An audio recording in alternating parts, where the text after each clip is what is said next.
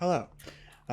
When last we left off, we were not playing our fateful adventures. We were actually experiencing a vision of 6 allies or agents who are under the employ of Selny Vaughn, who were meeting some number of seasons ago to discuss the collection and distribution of the red and blue harlequin flowers.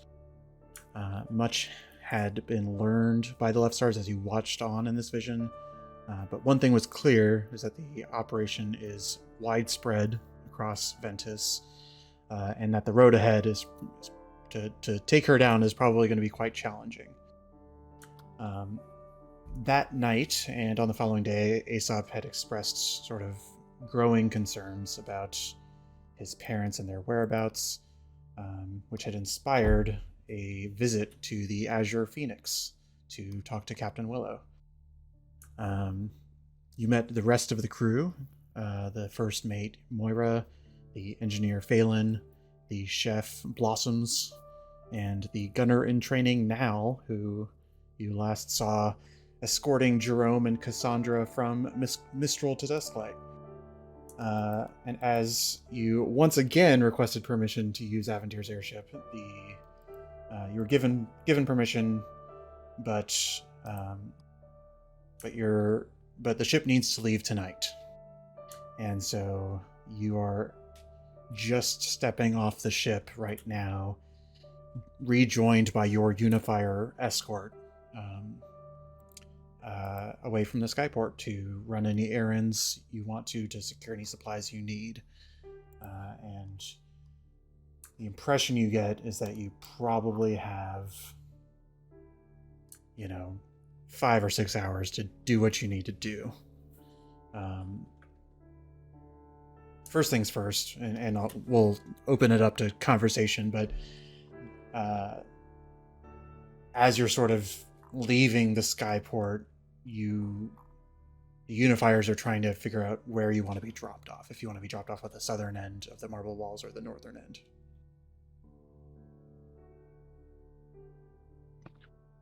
Well, I think if we're going to go shopping, our best bet is probably the southern end. So we can go hit up the Southern Heights and the Factory Precinct. If we don't want to do shopping, we can go back to Aesop's house, or Aesop, if there's anything you want to take care of before we hit the road. Should we go the southern route? Oh, go ahead. Sorry. I was going to say, should we go the southern route to stop by the Horns? To just, let them know we're planning to go? I don't think there's a lot of people there. There was that, really... I don't want to call him stupid, but... Tall, really tall. There you go. Yeah, really, really tall guy. But yeah, I think it's fine. I don't think they need to be aware, as I don't think they can give communication out to them. Am I aware that they can somehow communicate with our home base building here? I don't think so. You can roll a history check if you'd like.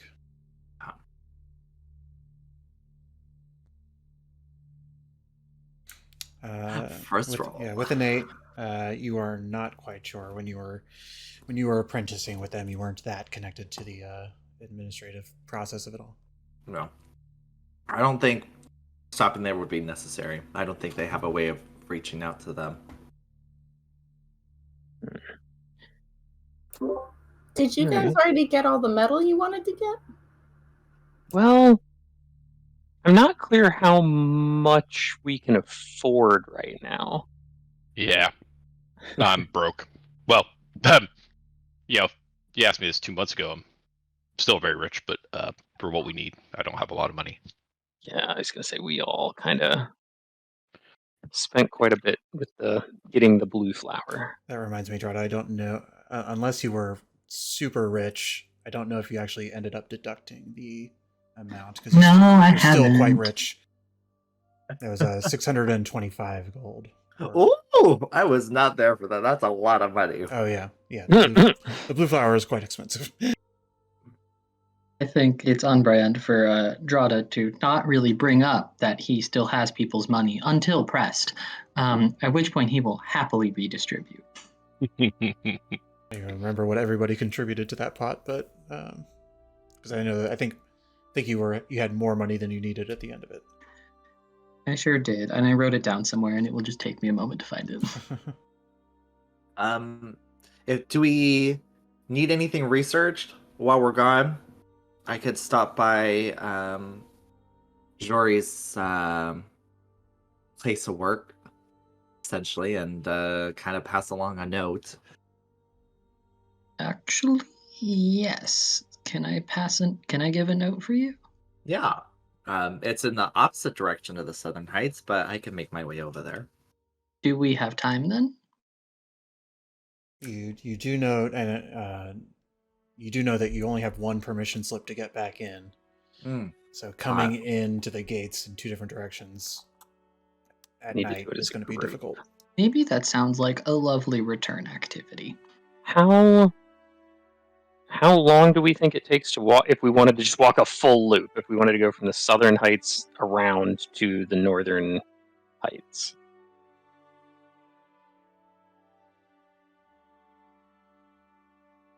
$5. Okay.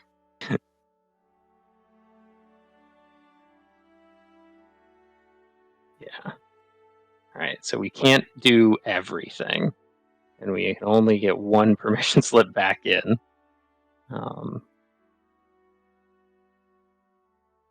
So do we prefer to go hit up shopping of any kind, or go kick off some research to be done while we're gone? I'm going to let folks think on that for a moment and sort of pause to rewind to the prior day. So I want to give Drada the opportunity, who had stuck around with Elua a little bit longer after the vision sequence. So if you all want to think about which direction you're going to point the unifiers in, we'll bring it back to Drada for a moment. Way that it had sort of played out was that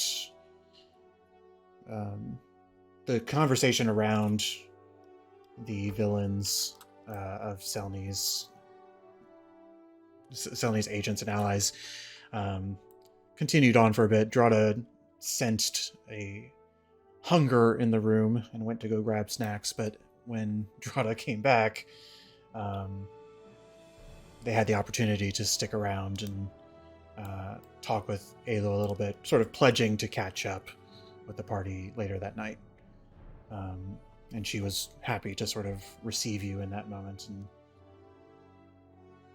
sort of as the rest of the party in this reverse time sequence steps out, she sort of nods at you respectfully and says, "None of this would have been possible if you and your friend hadn't managed to acquire the flower, and I am quite grateful." Oh, yeah, it was an interesting experience to have. In talking to people, in the conversation to get the flower, and the lovely drug trip that we just went on. I say that pithily, but like for real, like that was cool. Also, hi, do you want snacks? There's a roll me an insight check.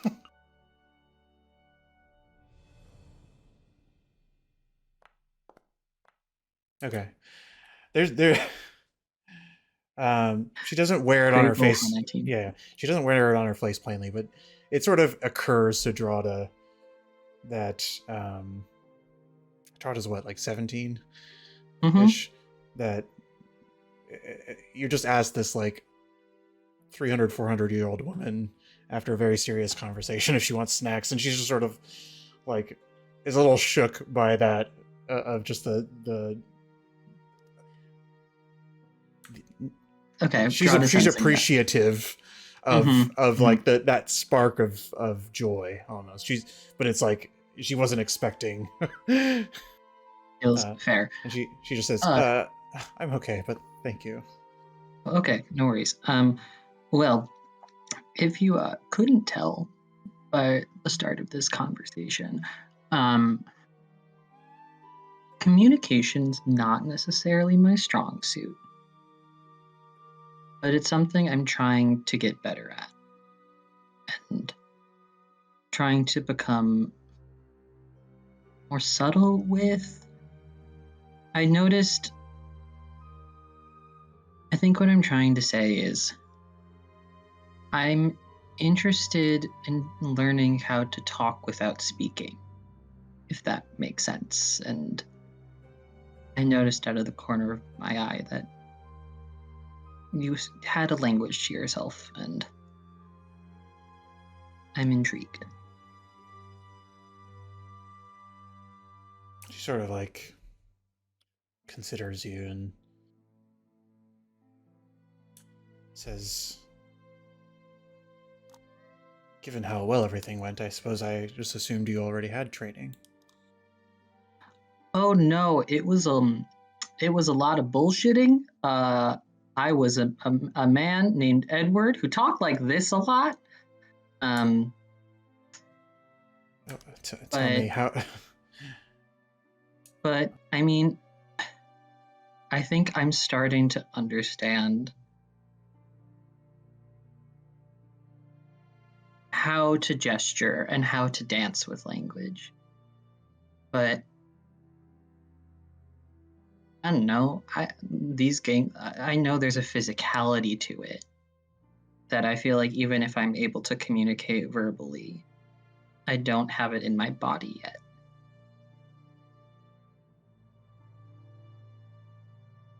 She kind of pauses for a moment, and you see her eyes just sort of drift to the window. The impression you're getting is she's just taking a beat to figure out, is this location safe for the next 20 minutes?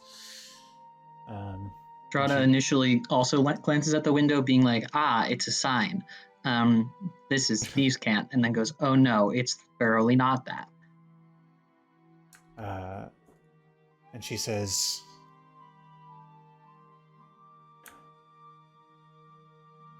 it's complicated, but for now, the basics.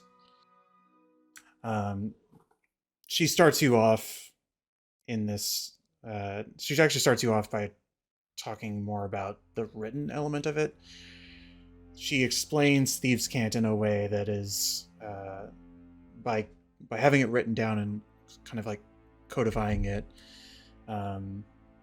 There's a way of planning to speak that she's sort of mapping out. It's by being very intentional about how you write things and how you present things. In a written form, you can communicate in a different way. And through practice and through additional training, this way of thinking can become more spontaneous and physical. So this is sort of like an exercise into the subtleties of Thieves' Cant, focusing on the most basics, which she has determined to be writing, in the hopes of being able to share with you further training in the future. For some of what it is sort of like having words that say one thing and mean another thing, or words that don't make sense but do make sense, or that they are a word may be capitalized, or a word may be highlighted in some way that would normally show emphasis, but through the lens of Thieves' Cant sort of tells you something about it. And she only really spends a little bit of time working with you on this. And I'll say mechanically, this is equivalent to being like barely proficient in Thieves' Cant. If Thieves' Cant was a proficiency skill, which it's not, you know that if you want to understand the physical subtleties, you'll need to sort of take a 102 course, but it's sort of clicking with you, and it's sort of, you know, in some of the training that you may have had back home, you feel like it's sort of a parallel to some of the ways that you have sort of like when you were learning in school, ways that you would sort of navigate tricky situations. And so it's sort of clicking to you like, oh, this is how they do it here, or something along those lines. Yeah, I think by the end of it, Rhoda very excitedly and like figures out a way of, I think, like jots down something on a sheet of parchment saying like the moon dips below the horizon and like the water crashes into the sea or something, being like, meet me at tidal fall at dusk. And that's the approximate subtlety that Drada can grasp at the moment, but at least it's something. And it feels like it's, yeah, there's an intention and there's a structure, and that feels helpful to Drada.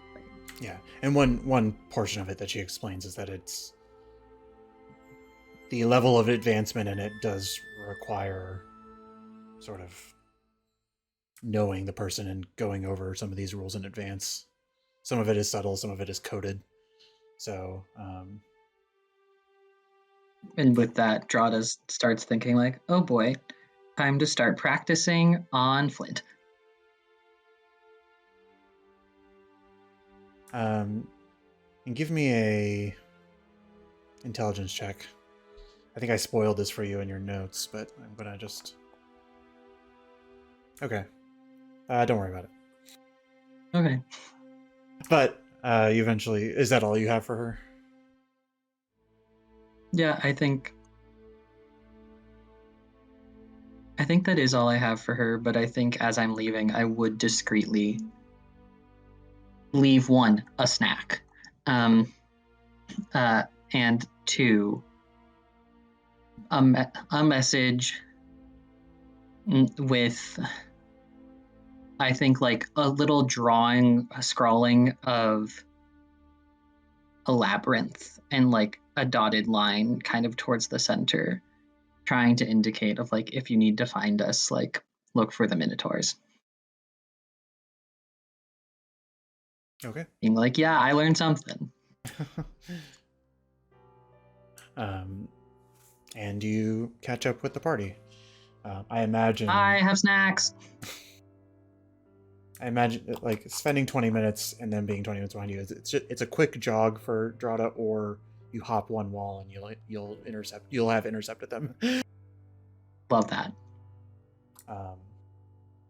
But fast forward back to the party, who at this point would be probably like around here.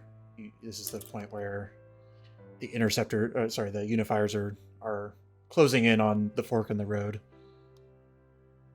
And they sort of, or they aren't asking you, but you get the sense that you'll just need to direct them. I have nothing to spend money on that I think is going to make a difference other than just buying jerky and stuff like that. So if there's more use of us going up and getting something researched while we're gone, I say we go that route. I also comparatively, I have money, but not money to do fun, cool things with. So I am also game for the research path. Yeah, I Does don't. anyone? Does anyone have anything being built right now? Anyone have a commission out there that they need to pick up?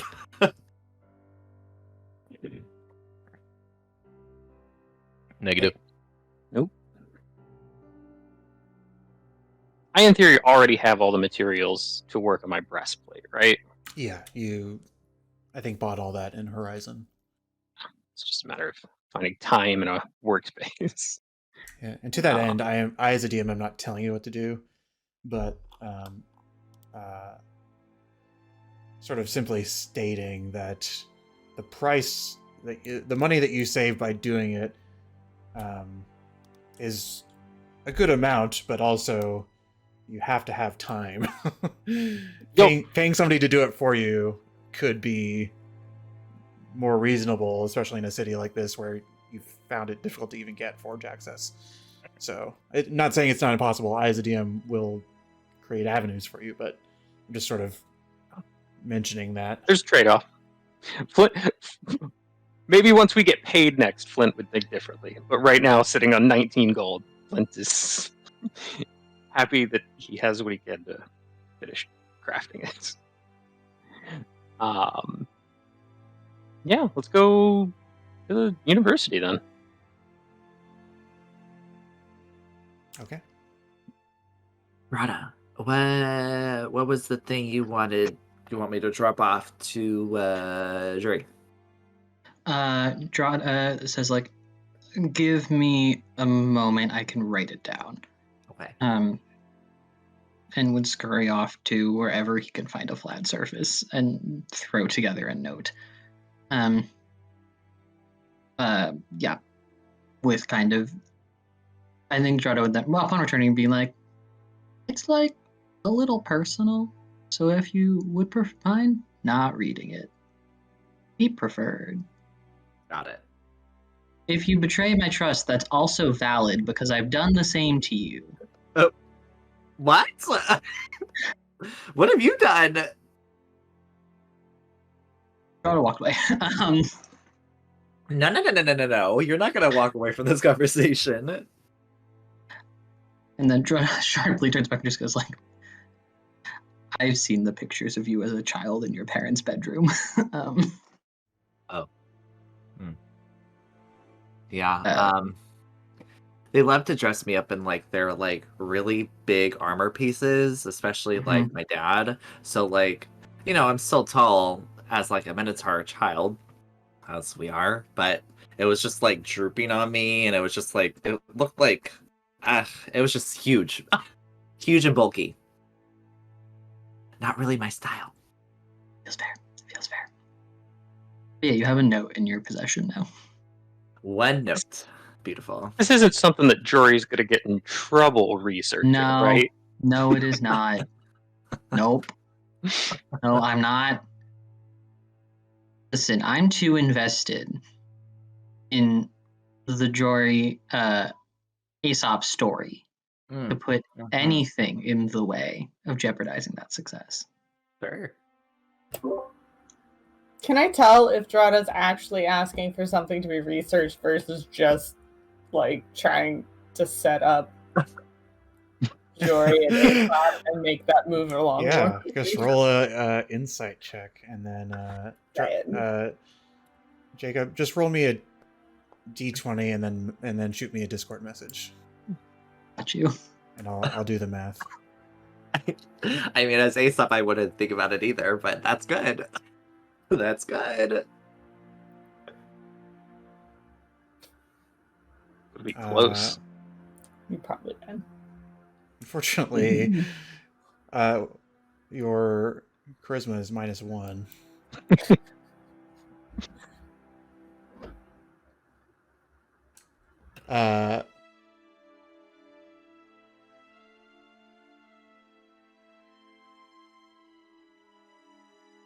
Sorry, the intense pause as I wait for this information.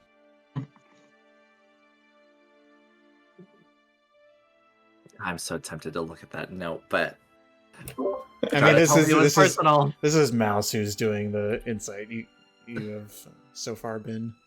I know. I'm just like, I wonder what's on this note. It's so weird.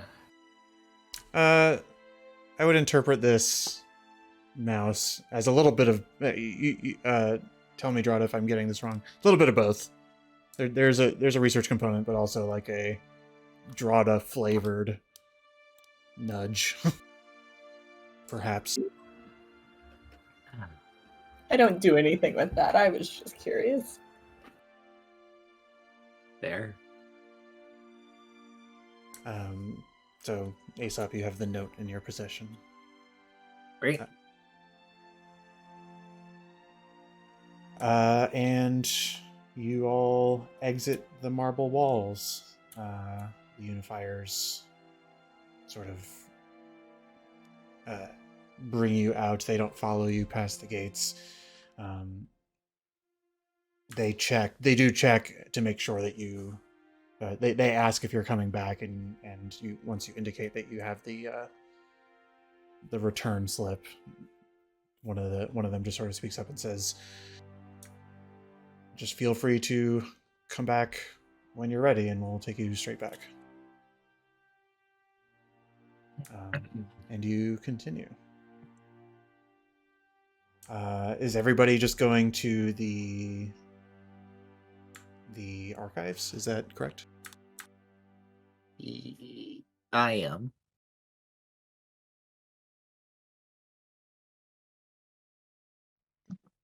Yes, Yeah. because again, Tag nothing else along. to do. Okay.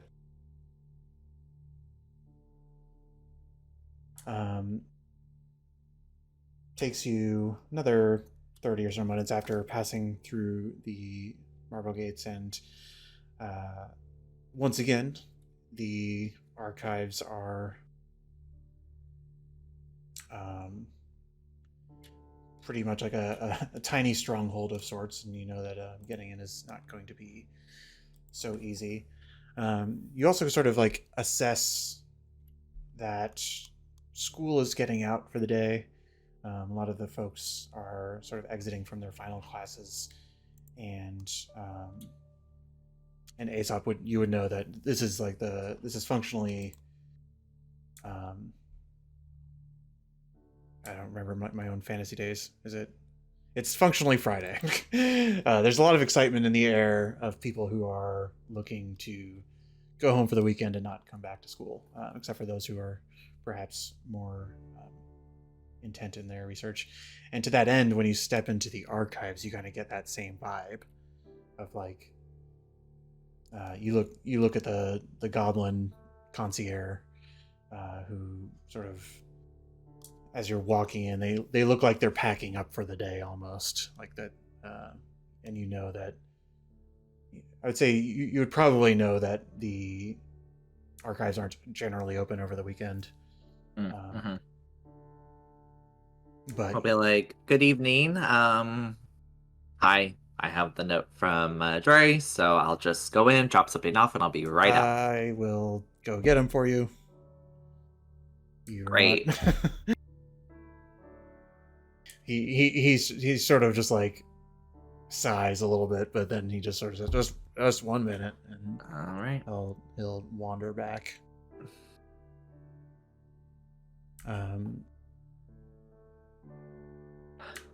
Eventually he comes back and just sort of waves you in like normal, ensuring that nobody follows you. This is very once again, it seems like only one person's allowed in at a time. He points you to this. He directs you to the same room, which I think was like down the hall to the left, second door or something like that. And you enter one of the sort of library chambers, where Jory seems to be sitting at a desk on the lower level, and just sort of like looks up at you expectedly and says, just a moment. Good to see you. 1 second. And he's just sort of trying to finish his thoughts on a piece of paper. Gotta look around the room. Try not to stare at him. Look around the room. He eventually puts it down and says, busy day. Hey. Hey, how are you? I'm good. Are you off for the weekend, hopefully? Taking a little bit of work home with me, but nothing too much. Oh, that's not fun. I'm sorry. No, it's... So we're actually gonna be leaving. Oh. We are actually going to... So casual. We're gonna go figure out, essentially, if my parents are okay or not. So we are essentially flying to the Savanna Island. Oh. Yeah. When? 6 hours from now. Oh. Well, maybe more like 2 since we had to walk over here, but nonetheless. Give me an insight check. Oh no. Please. What is he thinking? So close. I'll give you advantage. He sort of Sometimes I give Great. advantage at the last moment because I'm just like, I want to tell you something, but I need your role to justify it for me. Okay, Better. it's a little There you better. Disappointment. It occurs to you that you were supposed to go to the theater soon. Very typical to how I actually behave in real life. Oh my gosh, I am so sorry. Yes. No, I mean, But we'll figure it out. when I get back, you're the first one I'm going to reach out to, visit. We'll No, plan it. it's. I understand. I mean, you need to see your parents. I understand. It's okay. I need to make sure my parents are like not dead You're. on another island. And He kind of comes in close and puts a hand on your shoulder and says, "You're allowed to care about them." I get really tense. You're right. You're right. I haven't seen them for a while. They should be back. These feelings are valid. I'm not going anywhere. So as long as you come back, Right. we'll just That's pick up the where main we left mission. off. Exactly. Real reason I'm here, or other reason why I'm here, Drada has requested to for you to look into this, and I'll like kind of hold out the note. I was told not to look at it, but they would really appreciate when you had the time away from your main duties to just kind of dive deep a little bit into whatever that note says.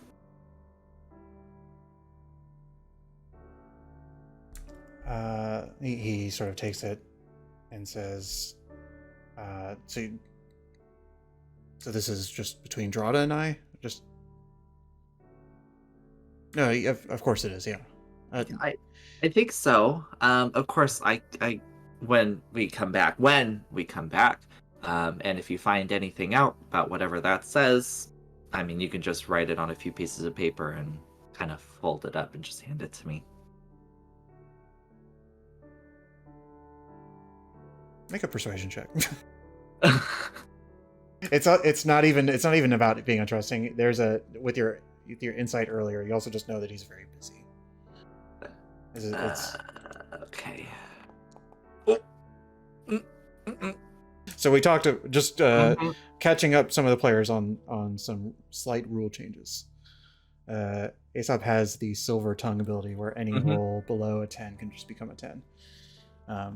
Similar to the Flash of Genius, where I ask Flint to justify his Flash of Genius, I've asked Art to justify how he manipulates people, in so to speak, by choosing to use that ability. I can't manipulate Jory like that. I can't. Yeah, that's fair. But he takes it nonetheless and just says, if you get to it, I Yeah. know. I know you just started this job recently. I think see what I can. understand. I'll see what I can do, but like, yeah, I'll do my best. But you know that things are hectic, so. Right. And you sense like he's not lying to you. He will try. It's just not. It's maybe lower on the priority list. Right. One hug before I head out. Of course. Do a full like bear hug, arms completely wrapped around.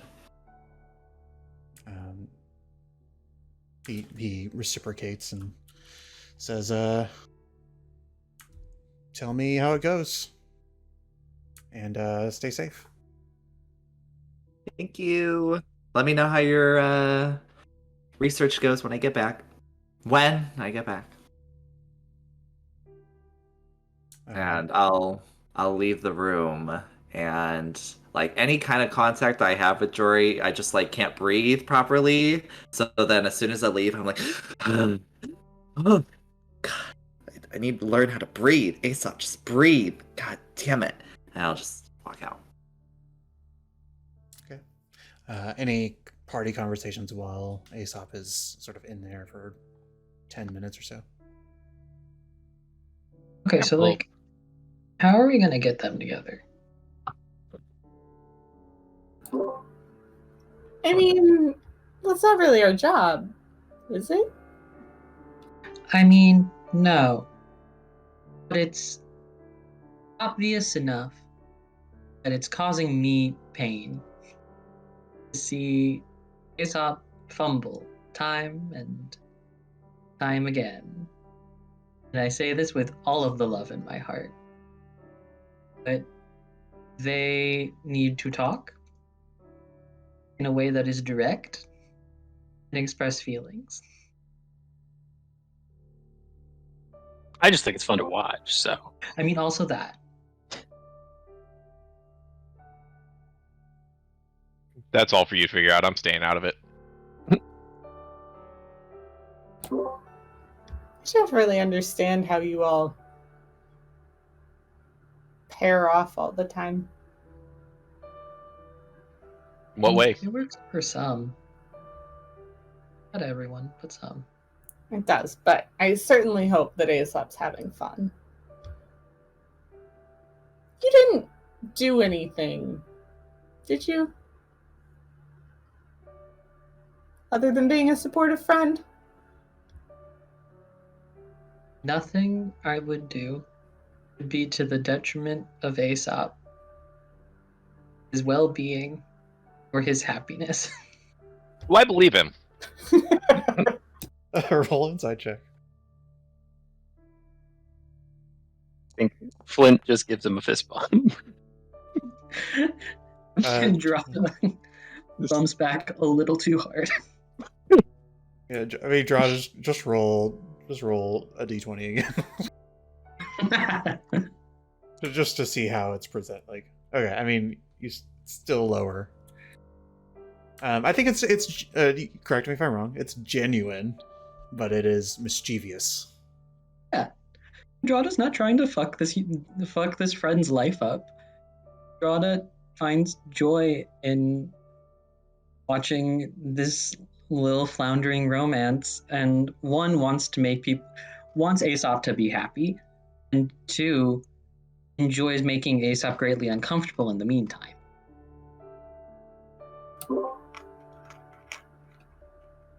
Just be careful.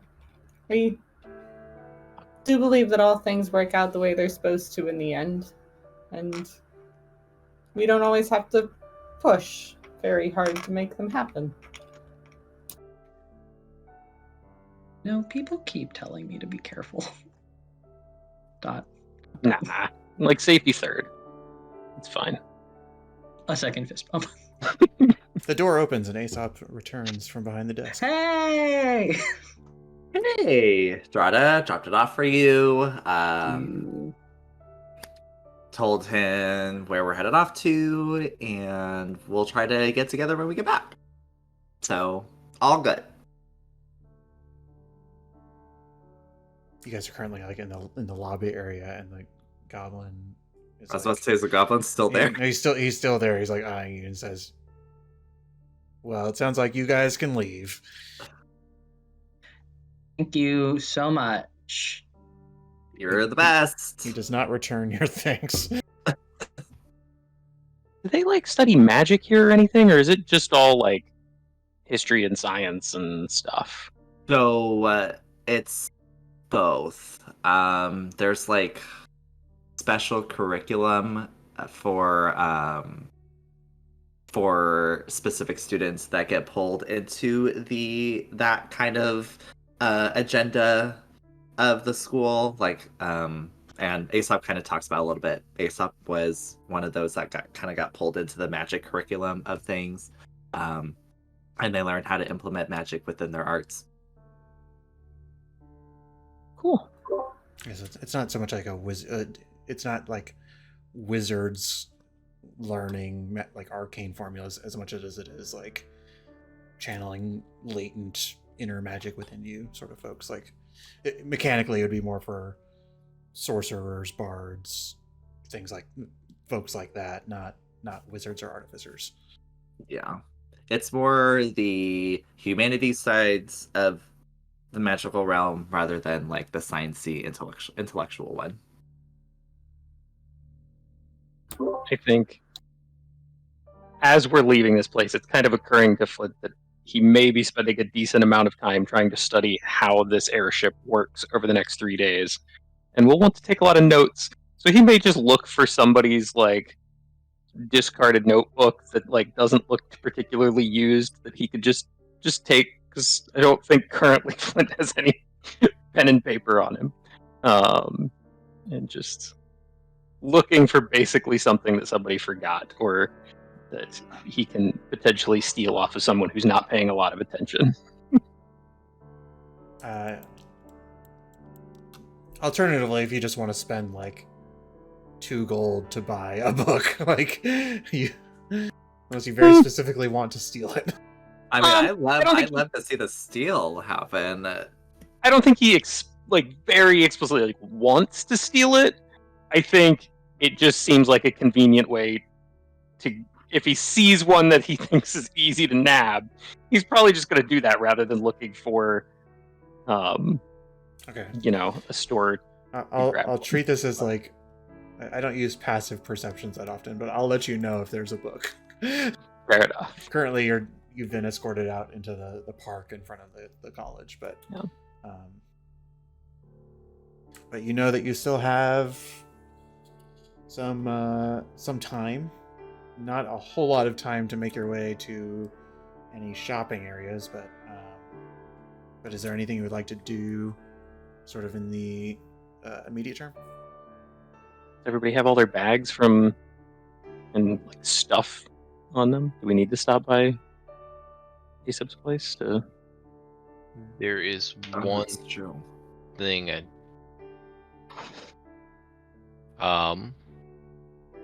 Just since we're in the area, sorry, I want to see if I can see any of the city guard in this area. Are you sort of at a glance, or you want to spend a little bit of time? Like, it's kind of as we're walking, just if I see any, because I was specifically looking for the trained eye, just any members of it. And since we're in this right area, just so I can pass a message on if I get an opportunity. Okay. Go ahead and roll investigation, just sort of as your investigation if you're spending a lot of time, and you do have a little bit of time to do so. Yeah, if we got some time, then. Okay. Decent for me.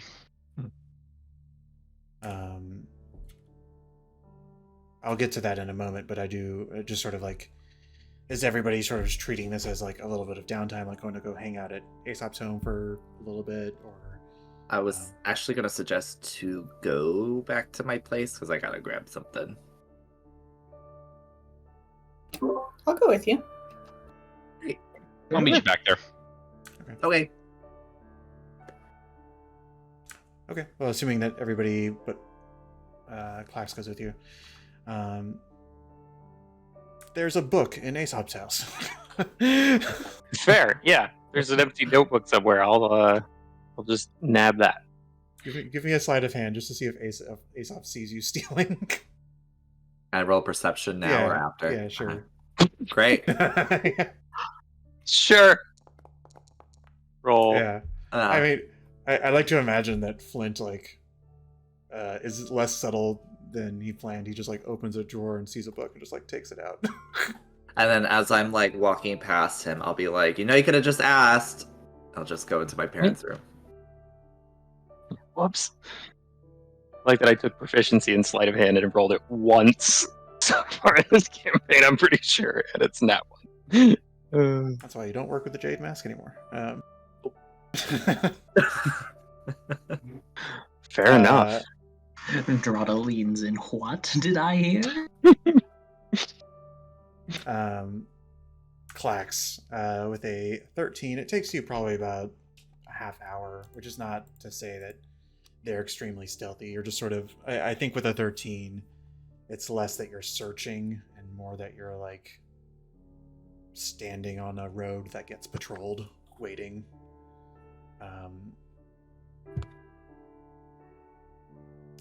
And you do see kind of approaching from a distance at this moment, a couple sort of figures who are far away, who sort of have that march about them, the way that they're walking. And they don't appear to be a goblin or an air genasi at this distance. Oh, it was a water genasi, but Oh, sorry. I had air. My bad. I would say that they actually kind of do. And the reason I'm sort of like imagining that you're not straying too far from Aesop's home, and so you would kind of the chances of you coming across the same folks are big because they probably are in watch of that neighborhood. But you see sort of two familiar shapes sort of coming down the road. As they approach, I'll kind of give a wave and slowly walk towards them. There's a look of recognition, only the slightest bit of kind of typical tension of like we're working. What does this person want? But they are not sort of like arming themselves in any way. Then the goblin with the green cloak on sort of looks up at you and says, "Need something? You good?" Hey, hi. I'm good. Hashak, well met. If you wouldn't mind, no rush, but just let long go. I'll be stepping out of town for a little bit. I'm gonna be out of town for hopefully no more than 6 days, but just wanted to kind of keep you guys apprised of my whereabouts. That way, if anything comes up, you are aware. Sort of like raises an eyebrow, and then the Olma, the Genasi woman, speaks up and says, "We expecting something to come up on you?" Nope. But it's just one of those things. You know, I'm sure me showing up in the city caused some people some anxiety. So I'm just splitting out for some work, and I didn't want anybody to be worried, or not that Longo would really be worried, but I figure it's information he can keep in his back pocket if he needs it. They look at each other and just sort of... They're sharing a look between them. Give me an insight check. Okay. Nope.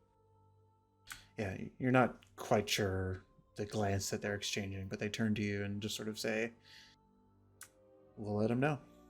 All right, appreciate it. Have a good one. Turn and walk back. Yep, they nod and continue down their road. And you rendezvous at the Tiern family home. Yes. If I remember correctly, DM, you mentioned that when I went originally through my parents' room that my mother did not grab her armor, that it was still all there. Correct. I would like to take all of it, including weapons, if there are any. Okay.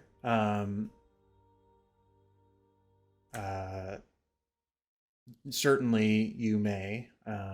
I know they're probably bulky, yeah. Dang, I didn't Well, even think about that. Yeah, I mean, well, if you really want, you can shove everything in Flint's bag, bag of holding, or you can carry another bag. I was about to say, could I wear it? Would it fit me? It is, your mother did sort of have leather armor, which is similar to, you wear studded leather. Mm-hmm.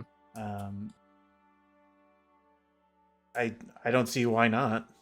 I'd say you probably couldn't fit into your dad's armor. No. Obviously that's not here. No. Well, you know what?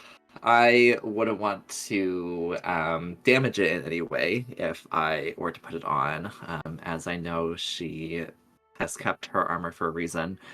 Well, I mean, I will say it's like leather armor is, at least this is my interpretation of it. It is not, it's not a stretchable material, but it has sort of strings that are tightened to make it fit to anybody. So Right. it's, you don't, as long as you don't over tighten it, you don't think it will damage it in any way. Of course, wearing it and getting hit by something might damage it, but Of course. If I put it on, wouldn't that lower my AC? Because isn't studded leather armor better? I believe so. I can't afford a lower AC at this point, so I will ask Flint. Hey, Flint, could you come here for a second? Sure. You could have just, if you needed a notebook or some paper, like, I I was write in about my to book all the ask. time. I just, happened to see it and thought, oh, this would be a good idea. Sure, yeah. Would you mind if you have the room? I feel like bringing my mother's armor with us to them would be beneficial, seeing as how there's probably danger there, and she is without her armor. I think it would benefit her a lot. Sure. Is it like magic or special or anything, or just? Not that I know of. I'm not. Okay. I learned a little bit of armor crafting and armor in my time with the recovery squad, but I didn't really make it that far to really learn if there's any magical abilities with any certain piece. But here, I'll start transferring the pieces into the bag. Hopefully they all fit. Yeah, I Yeah, don't have all that much in it at the moment. Well, I guess we have a keg. It's a small keg though. It's like a it's not a barrel, So yeah, plenty of room. Are her weapons here, or are they gone? Yeah, her weapons are there. Okay, I believe that she probably would be the type to have a short sword and a dagger. Yeah, that makes that makes sense. And all of her, just for a little bit of well, do you want to offer a description of her armor at all?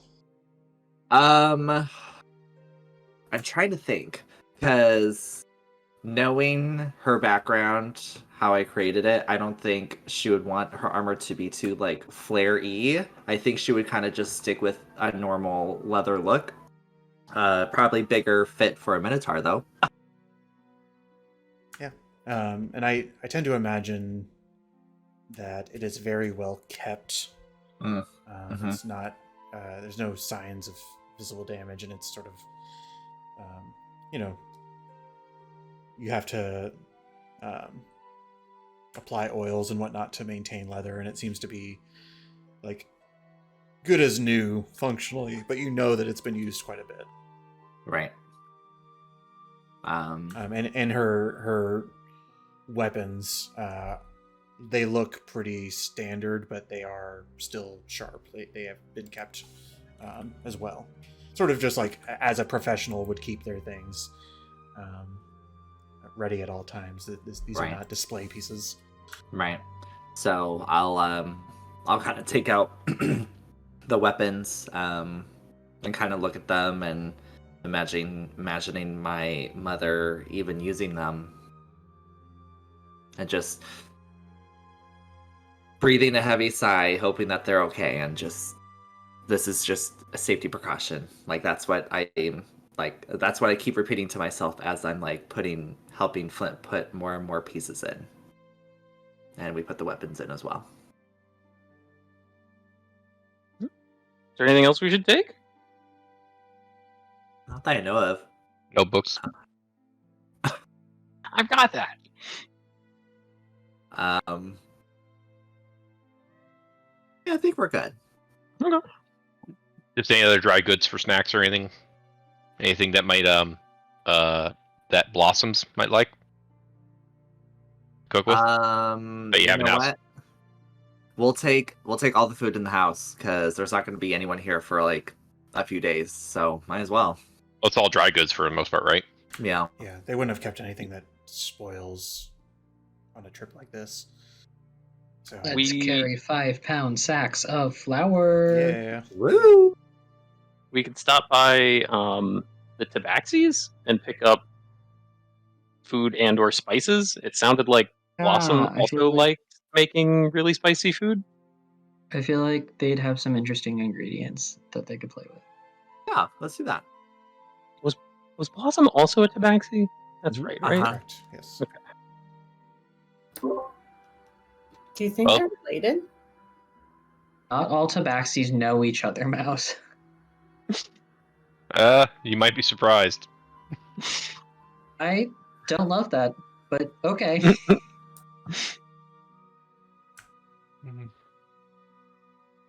How common are tabaxis? I'm just asked this about every race in this world, apparently. I mean, there was one that was like they are more common than like Dragonborn Minotaur, some of the ones that you've seen less of. Like I think back in Mistral, Dantavius's bartender was a tabaxi, or his drink runner.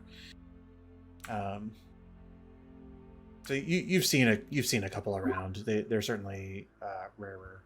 The shopkeep that you got the pen from. Oh yeah, too. Zazazius. What a name.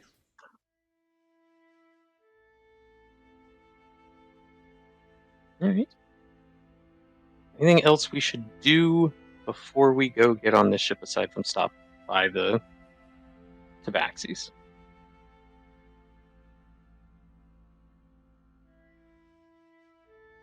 I am set. I am good on my end. Roll. Alrighty. So you are going to Mother Mary's? Mm-hmm. Okay. It's on the way to the Marble Gates, so no big deal at all.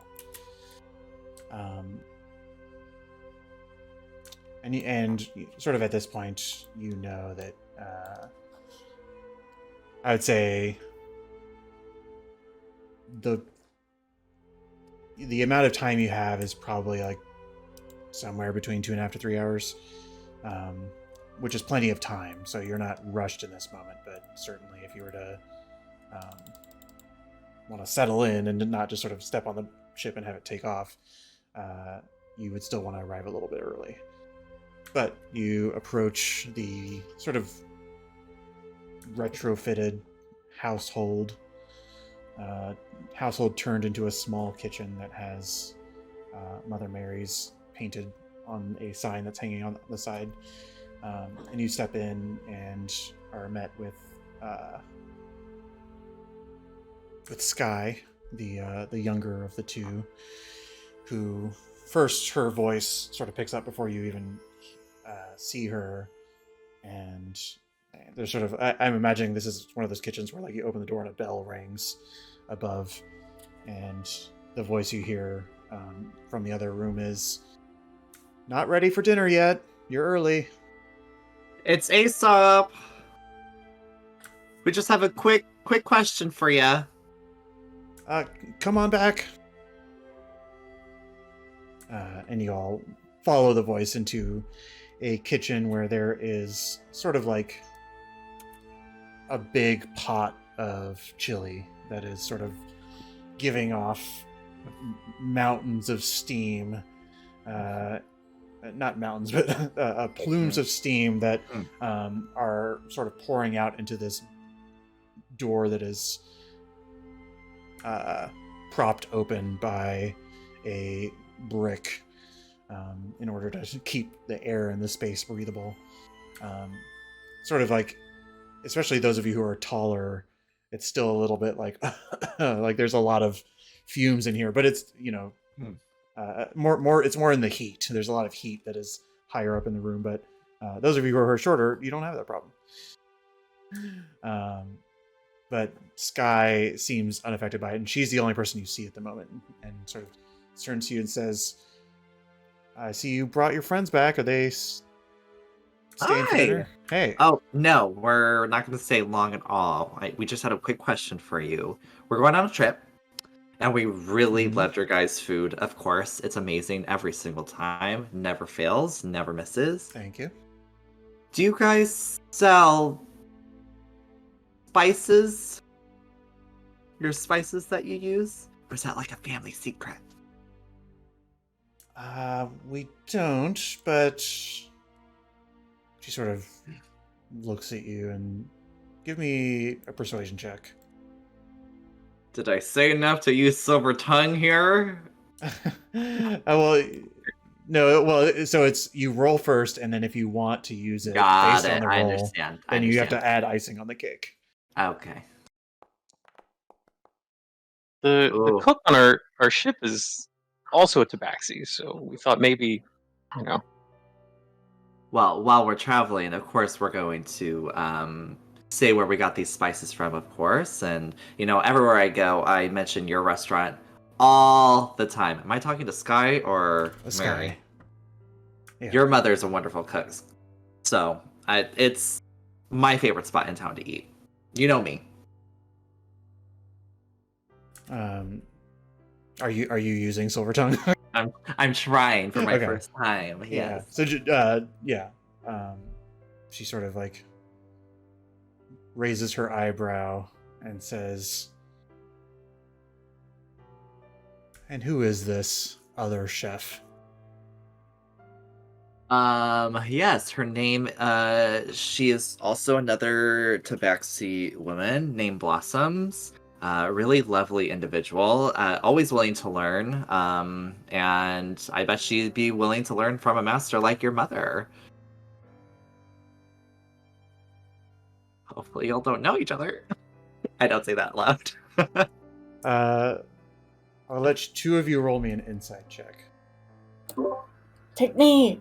Yeah, other than No me. mouse. Now let's do it. Yeah.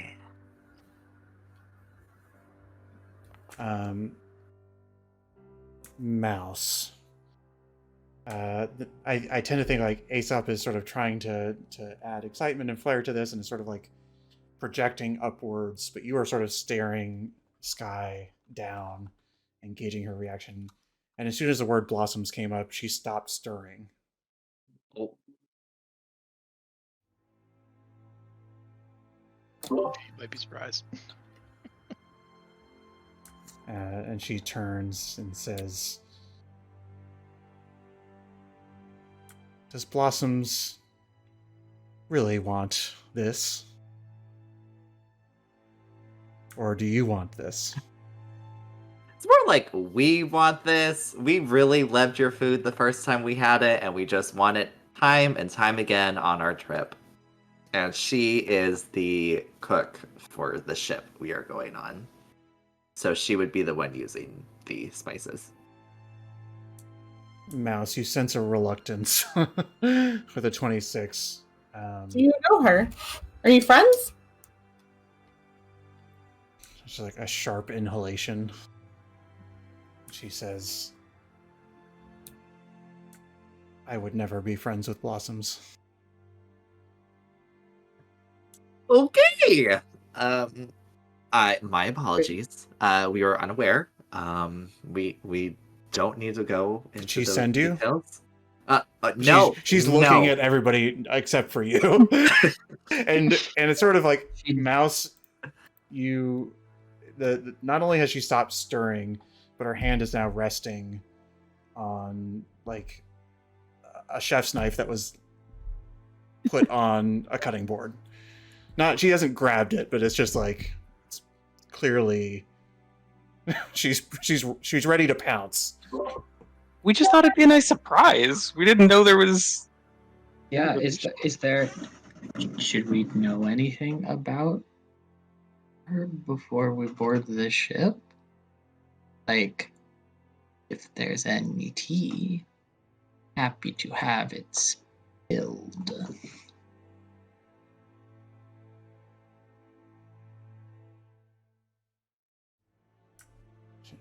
She sort of looks at Drada and says, "I'd prefer that you spilled something else of hers." Oh, okay, yeah, that's enough. Okay. Like, These are also hardcore, respect. man. I tried to warn you, they probably knew each other. Tabaxis do know each other. You know She- what? Correlation She- based I'm- causation. She interrupts Aesop. She holds up her hand to stop you from talking, and she says, Let me be right back. Stir this for me, please." And she Absolutely. she she goes upstairs.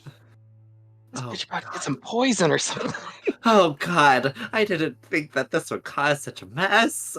I'm like stressfully stirring the pot. Making While she's- splashes.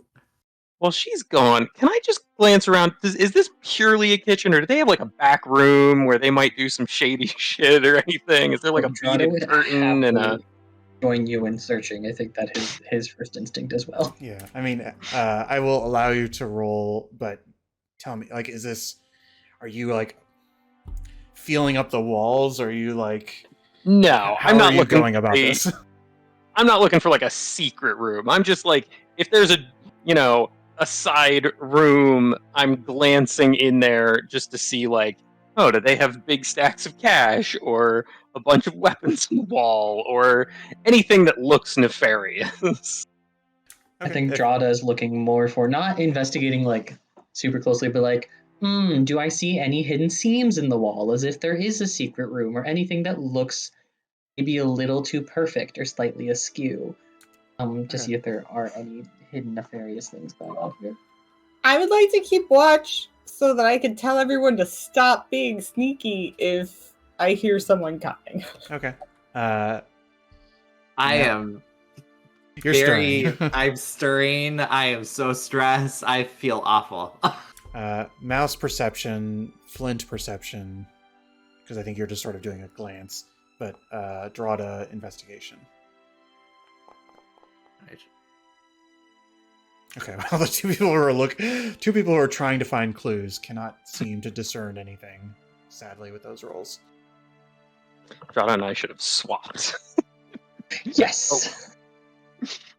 You all like something in the air, and you're not quite sure what it is. But in the short time you have before Mouse sort of like alerts you, just by I imagine just like slapping a wall or something to shake you out of your search. You all come back to the kitchen with Aesop stirring, and Blossoms comes down and says, Sky. sorry, not Blossoms. Sky comes down and says, Mother says that we can spare a little bit. This is our new recipe. And she hands you a small pouch. Does she hand it to me? Yes, she hands it to you. Oh, great! Thank you so much. This smells really good. It's gonna be. Be sure to let her know where it came from. I will. Thank you so much. I'm Sorry. eyeing her down at this point. Do I have any belief that what she gave us is valid? Insight check. Can I also? I'm fairly Yeah, sure. but Yeah, sure.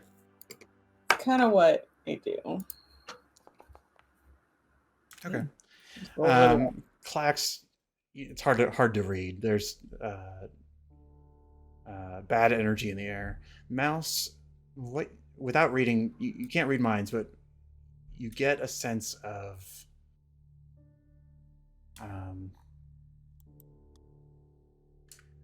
this is not sort of being presented with deadly intent, but it is being it is purposeful in the way that it's been given to Aesop. This is like, it's kind of like sending a message. That's what it reads as. but not in a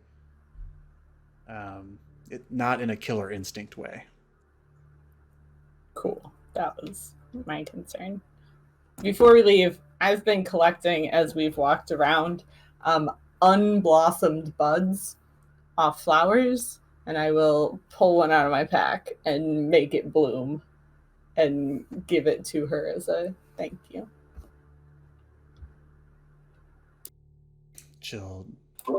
She takes it, but she's trying to read its intent.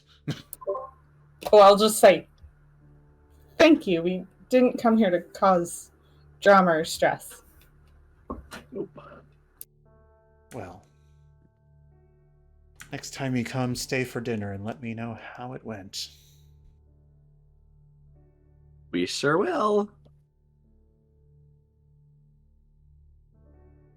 She sort of asserts herself back into the stirring position as you all turn to leave. I guess I shouldn't have given her a blossom after we just... I had that thought.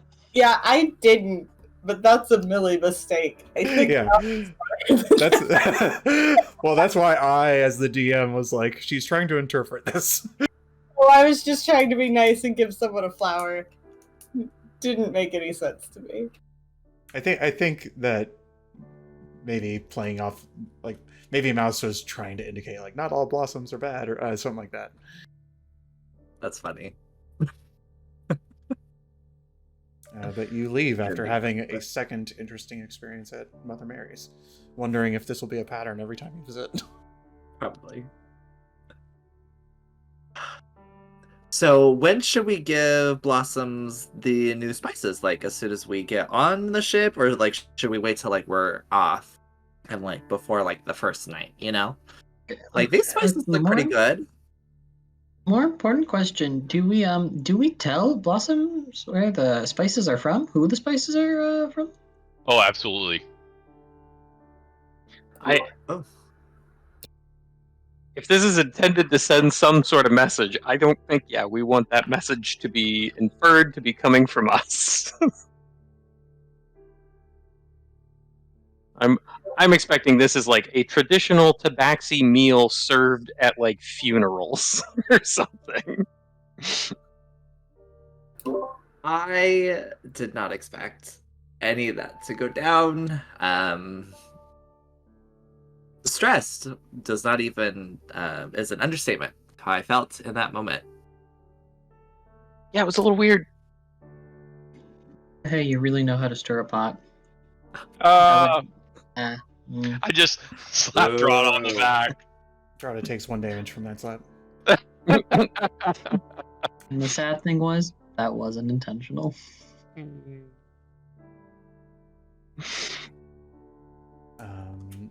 Am I correct in assuming that next stop is the Skyport? Unless anybody else says anything. Okay. You all walk to the gates. I'm going to repeat myself a little bit for Jacob's sake on the process of how this works, but you all walk up to the gates and present the letter written by Captain Willow, inviting you entry into this place. They do seem to indicate that they still need to see Avendir's contract as well when they're sort of collecting the paperwork, as they did the first time. And so the unifier at the gate, wearing the full metal, full plate garb, retreats behind the gate, seemingly to check your paperwork against some sort of registry before eventually returning and handing it back to you to grant you entry. When it is returned, it has a stamp of the Unifier's sigil on it. The sunburst, the yellow sunburst, sort of indicating that this letter of entry has been spent, as you are given a Unifier escort through the Marble Wall District. The buildings here, which Drada has seen before, but just repeating a bit, are magnificent, but not very well traveled. It seems like this is not a place where people hang out outdoors. People tend to enjoy these fanciful buildings that are either their estates or sort of large government offices of some kind. And the guard force at the gates, as well as through the roads, seems to be that of Unifiers, as well as, well, I don't think you're necessarily running across any of the town's guards, but Clax would have told you that the town's guards, this is generally an easy assignment for them because the Unifiers take care of a lot of it. But it is a sort of rich, populated area, but you are sort of flanked. You and the whole party are boxed in by four corners of Unifiers that are sort of escorting you straight to the Skyport.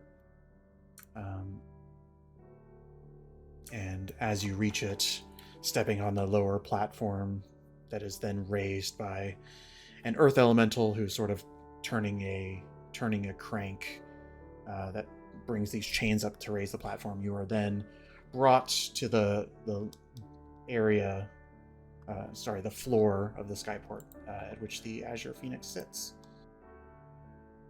And And Jacob, I'm hoping that this map does not crash your computer because it is one of the more advanced maps of this creation. But we're gonna bring that back up.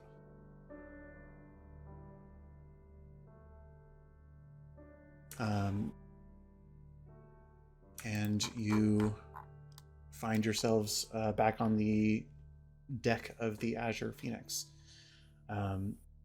Feel free to navigate as you please. I think we'll just sort of role play with whoever you want to talk to without moving all the tokens and whatnot. But Moira does sort of greet you, this sort of stern human woman, and just says, you good to go? Willow's got us doing final prep. We're all ready. I think so. Where are we staying? Right. I'll show you. Let me actually. I'll lead you there. I'll give you a little bit of a tour, an in-game tour of the ship.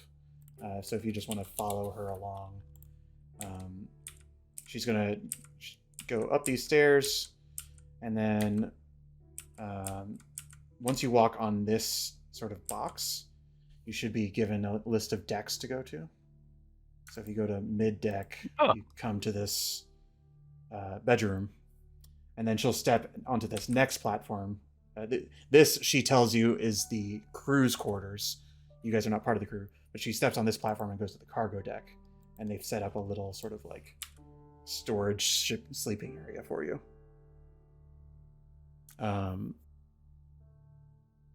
She'll open this door just to kind of continue the tour. I don't know if everybody's all the way downstairs yet. Nope. Sorry, I didn't mean to close the door. Oh, all good. I'm dragging along, but I'm getting there. Okay, no problem. This I put this in Discord. This room is pre-set up for the brandy auction. These casks are not technically here right now, but this is a large storage room that all the cargo is sort of in. If you go up these stairs over here, you can return to the mid deck, which brings you to the engine room, which is where Phelan is. This engine room, Flint, you get a quick peek at it. There's a kind of ridiculous amount of pipage and engineering happening here that you'll need to spend some time investigating, I'm sure. Oh yeah. Seems like a pretty complex system. But she'll walks you back out to the main deck, and then you can come back up top, and you guys have been up here. Closing the door on each other. Very sorry. So explore as your heart desires, but she does show you that room under the crew's quarters that you guys would be able to sleep at. There's only 4 beds. I did that as a DM because I figured Mouse might sleep up top. Yeah, Mouse isn't sleeping inside. Depending on how ambitious Flint feels, he may be sleeping in the engine room a little. I don't know. Throughout this tour, you meet several of these familiar figures. Now sort of waves at you and greets you. Phelan seems to be doing kind of like minor repair work, sort of preparing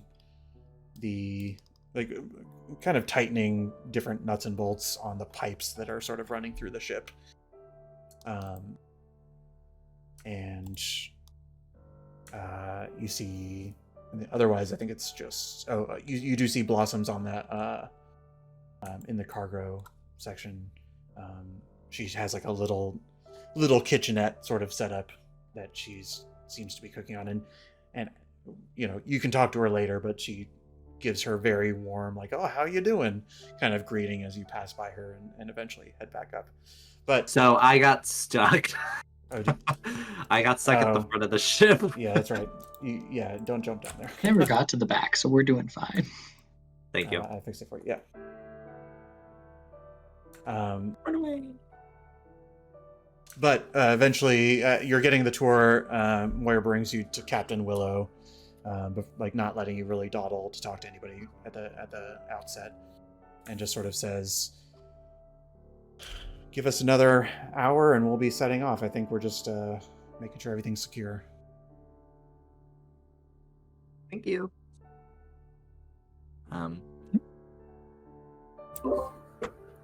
Hey, can I have that spice pouch? I don't today have a way to determine if maybe it was tampered with. I don't think it's like harmful per se, but I have dispel magic prepared, so I could cast it on it just to make sure.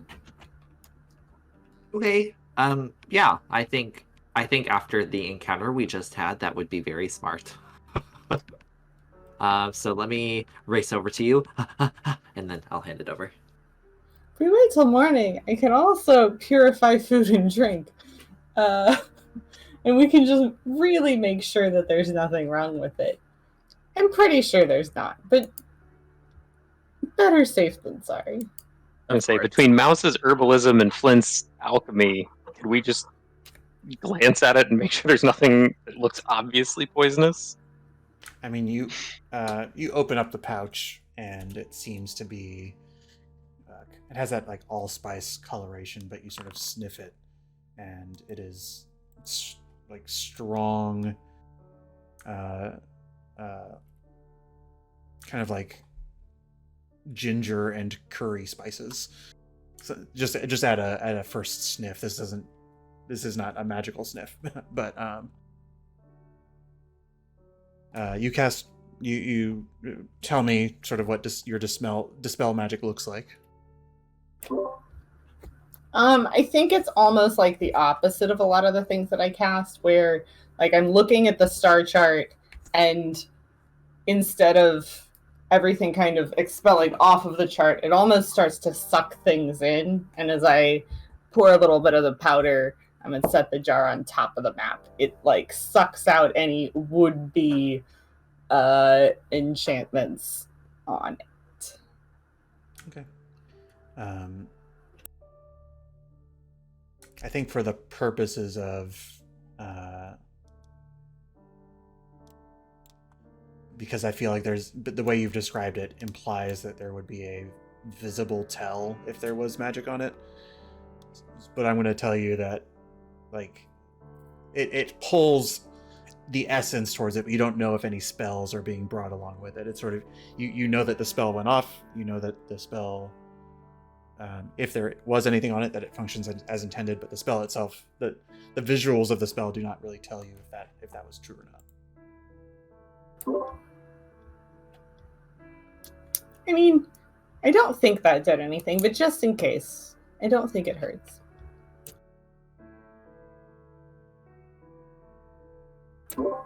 Do we think we should tell Blossoms everything that happened? I still stand by yes. Because if someone's going to give us a story, I have a feeling Blossoms is more likely to give us the story. Seems a little nicer. I think Mother Mary and Sky are wonderful people. So I'm pretty sure there's some weird story happening here that we can just figure out. Hey, so, Never said that they weren't wonderful people. They just said that Blossoms might be nicer. Blossom seems a little quicker to trust people, to be friendly with people. Sky and Mother might be great. They just seem a little more guarded. That's true.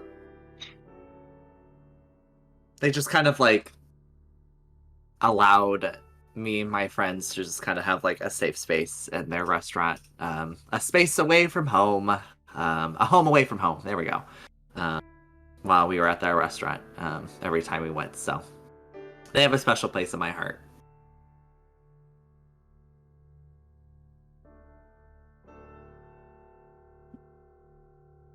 Well, who wants to make that approach, or are you waiting till you take off? You wait.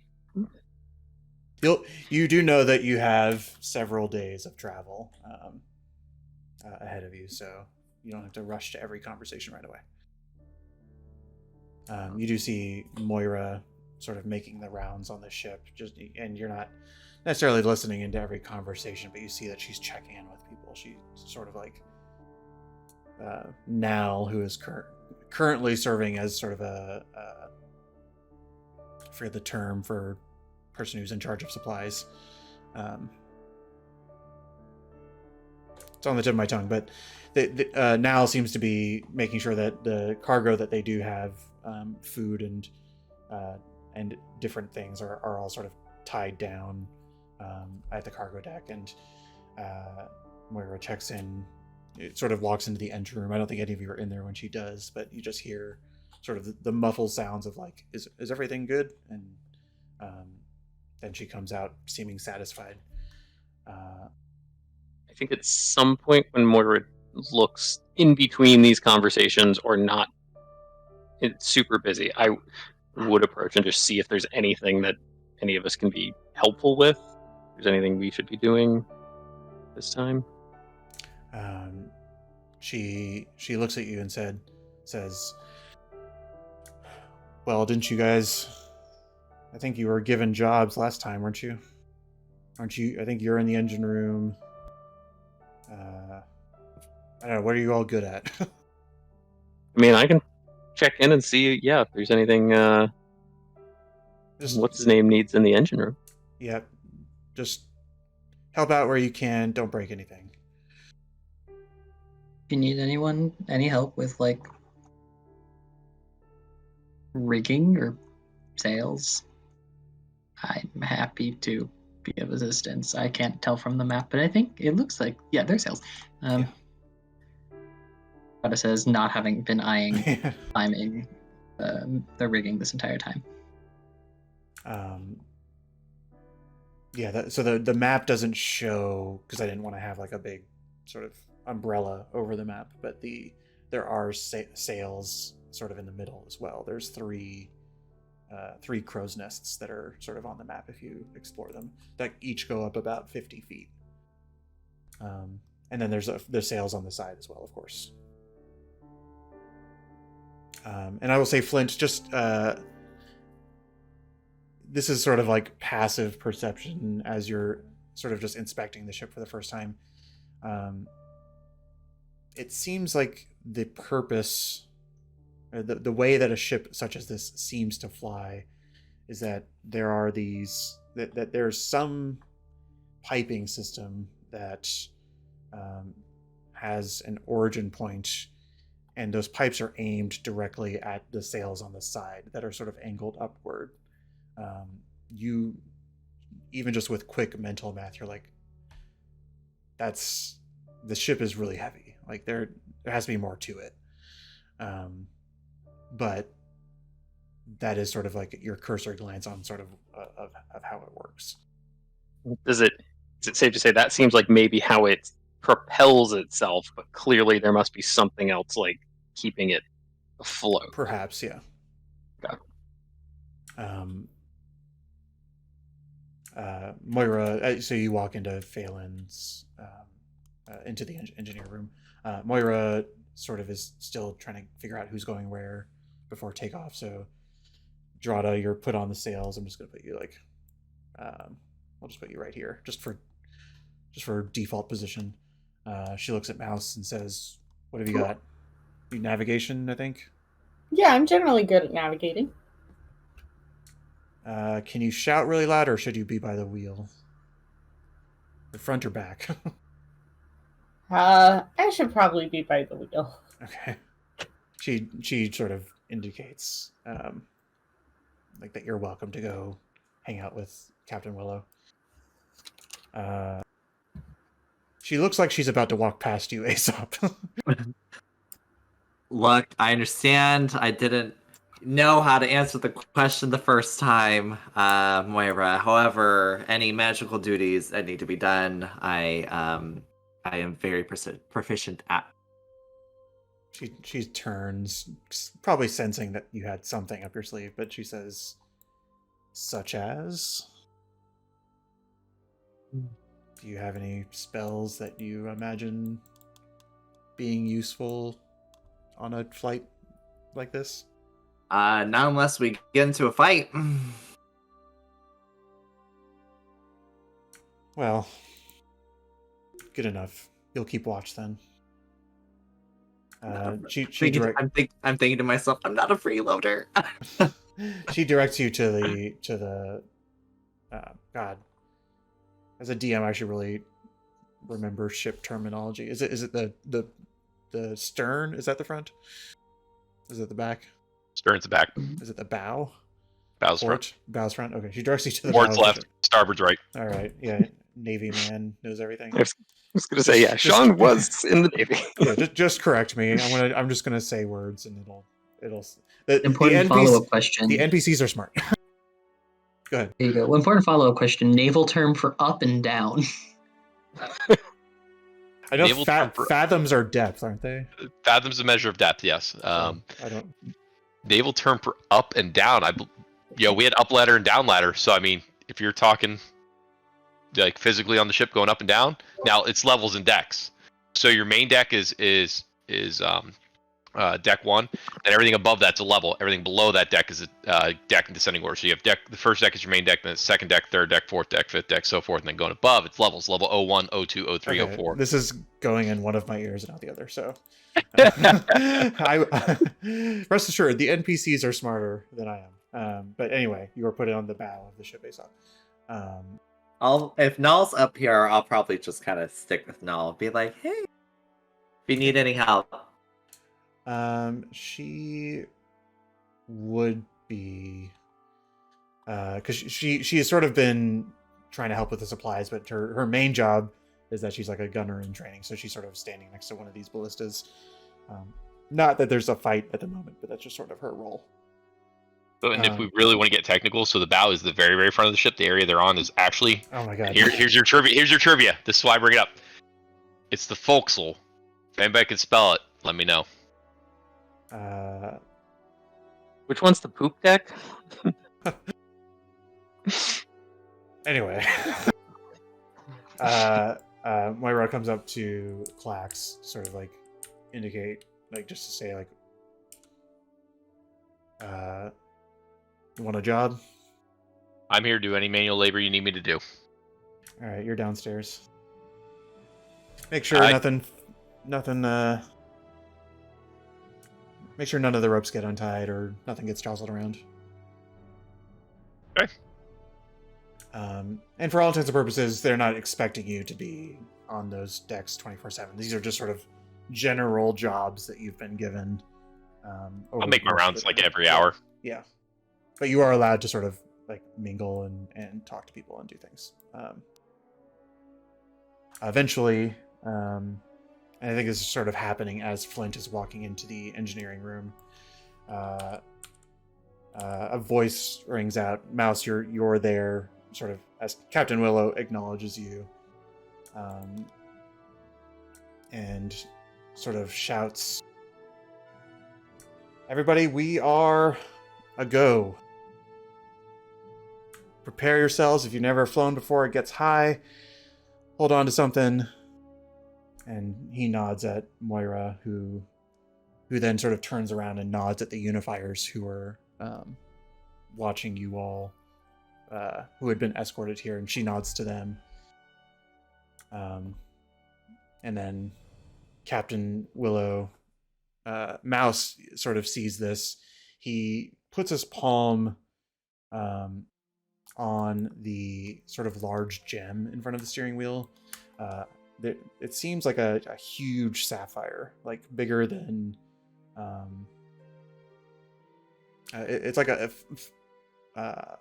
5-foot sphere that is sort of like cut in a multifaceted way. He puts his hand on it and sort of presses it down, and it starts to glow and light up. From this, although Flint doesn't really see it,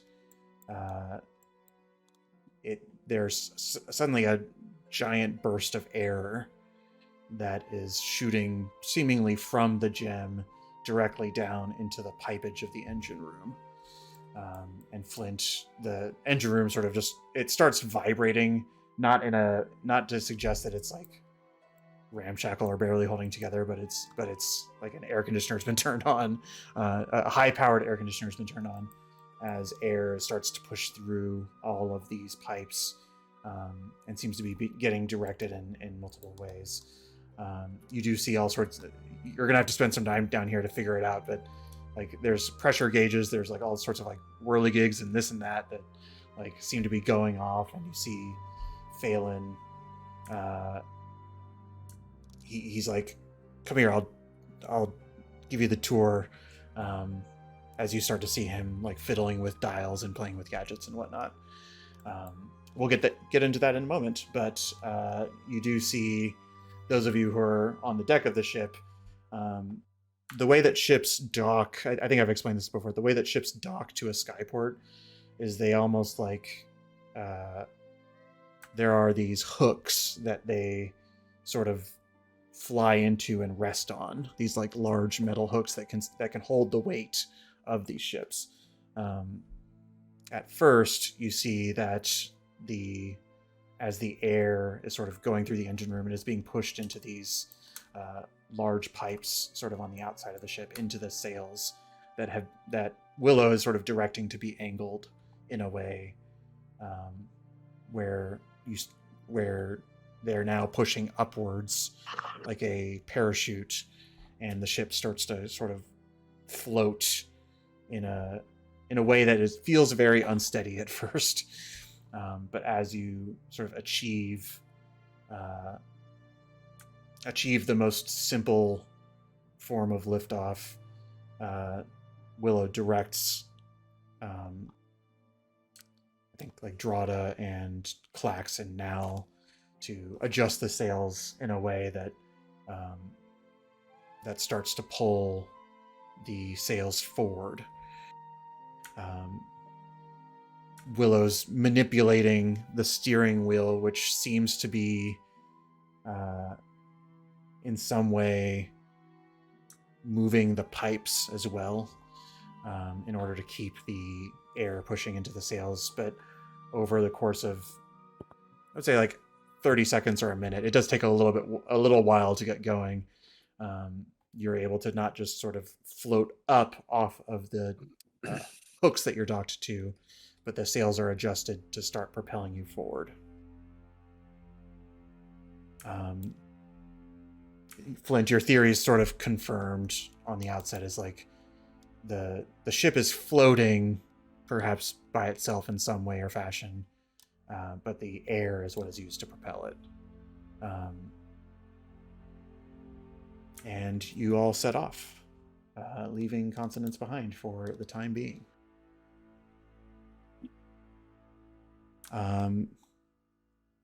That seems like the time to take a break. It just seems like the narrative time to take a break. So we will take 5 minutes and come back.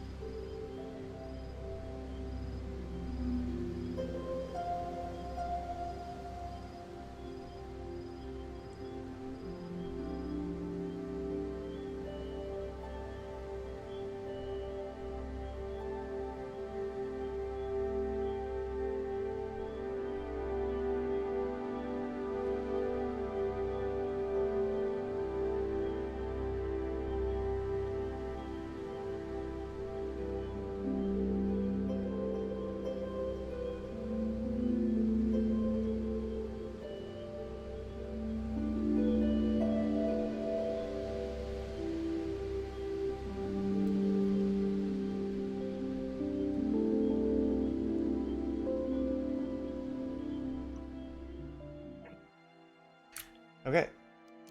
The ship has set sail, and it is in the early evening. As you're all sort of just settling in. Oh, you just fell off. It's fine. Maybe I should consider blocking that off. I have that for a reason, but just maybe that. There we go. We'll start with Flint because you sort of are, I think, immediately interested in what's happening in the engine room as you're witnessing this take off. Phelan is sort of not aware of how to tell you what's going on. He's just sort of hoping you'll catch on by watching. So sort of in this moment, you have the opportunity to ask him questions, but in this moment, you just sort of see him fiddling with things without a sense of urgency, but he's sort of like monitoring all these dials. He doesn't know what you do or don't know. Yeah. I think I would be trying pretty hard to not be a burden, and like if at points where he needs to be doing something, not in his way, and just learning through doing, like just letting him tell me what to do and figuring out how it works from there. But yeah, in moments where there's less downtime, just trying to pick his brain on like, well, how does this work, and what does this dial mean, and what keeps it afloat, and all those kind of things. There's a moment pretty early on that he doesn't seem frazzled by, but it's sort of like it's the first opportunity to prove yourself, where there's like a little escape of steam coming out of one pipe, and he goes to start working on it. This has happened a couple times, but in the midst of him working on it, there's one across the way that the same thing happens, and he sort of looks down at what he's doing, looks over at and sees steam still appearing from above him, looks over there, and then looks at you and says, can you... Yeah, I'll go try and bang on that with a hammer or whatever you do to fix things. What does Flint do to fix things? Does he? I mean, presumably. He takes out some tools and, works on tightening some bolts, or I don't know what the equivalent of fancy welding is, but, trying to patch the leak. Just give me a... Hey, that's right, we don't have tools programmed in here, do we? Just give me an intelligence roll and we'll add proficiency after. Or roll Arcana, and we'll just... That would just the equivalent roll. Easy enough. Okay. It wasn't a lot, but you tighten a bolt, sort of recognizing that the issue is sort of that simple, and a 12 is plenty. And this sort of like opens up the opportunity, and he says, appreciate that. So you're a bit of a engineer yourself? Yeah, I like to make things, and I'll maybe show him my robot Eldritch Cannon thing and whatnot. Interesting. What does it do? Sometimes it makes, shields for us. Sometimes it shoots fire. Some, kind of walks around like a little robot. Or, golem, sort of. Automaton. Neat. I can't do anything like that, so... Well, I have no idea how this ship works, but I hope to. I hope our, group can have our own ship someday.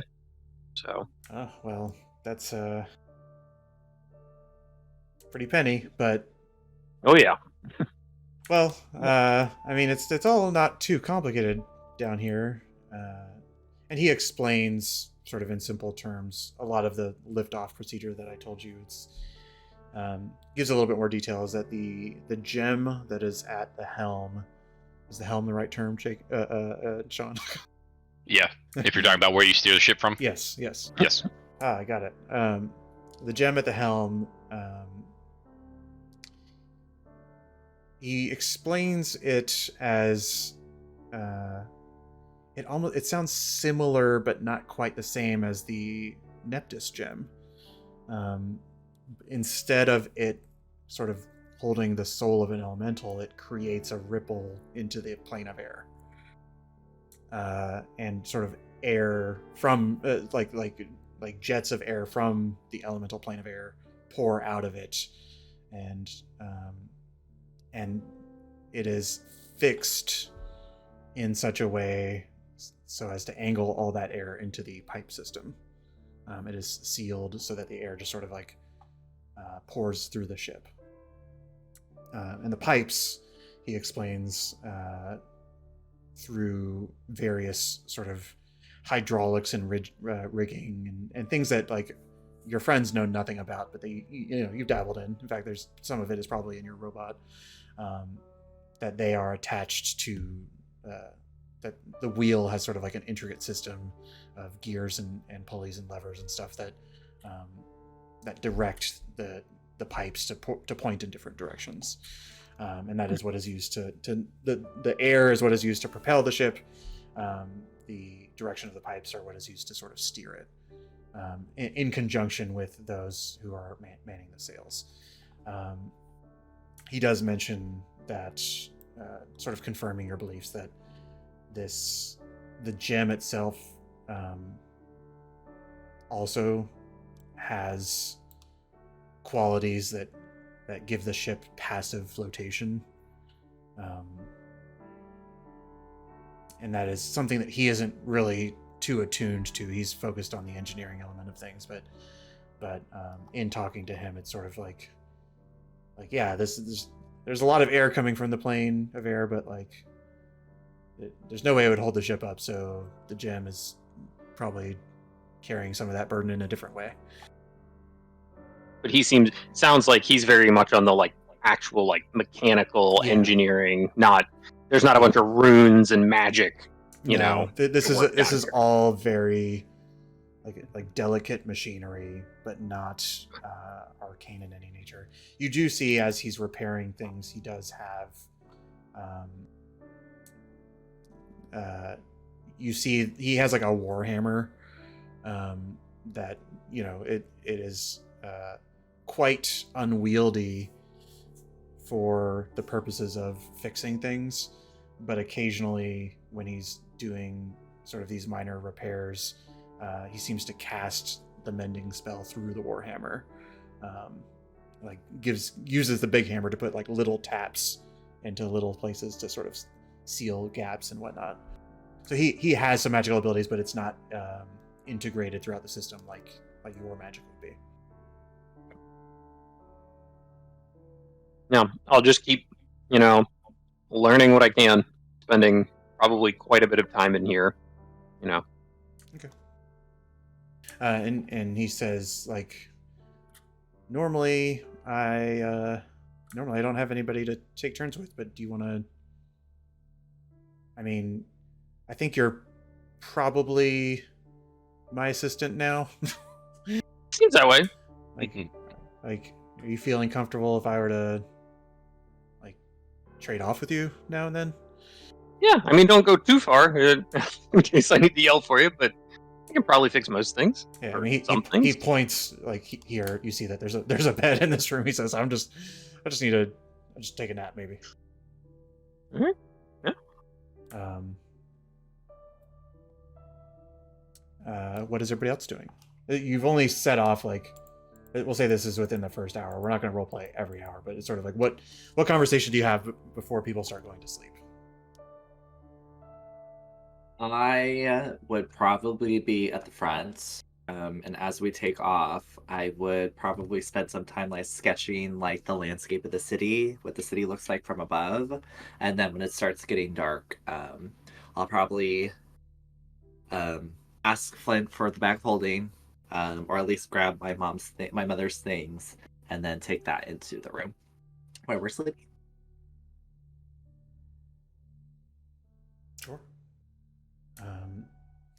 And for reference, Captain Willow and Moira, they've sort of in divvying out jobs and whatnot, did set expectations for watches, as you get closer to your destination. They say that everything should be safe and everybody should be able to sleep tonight if they want to, but that like within the sphere of consonance, there seems to be like relative safety from their perspective, but they do want people to be able to help with watches on future nights. But so you're able to kind of just take the armor and retire for the evening if you'd like. That's my plan. I think Drada is one just having a great time monkeying around on ship's rigging, and getting acquainted with crow's nests and kind of trying to get a bird's eye view of the ship, where the surroundings, where they'll be for the next 3 days. So,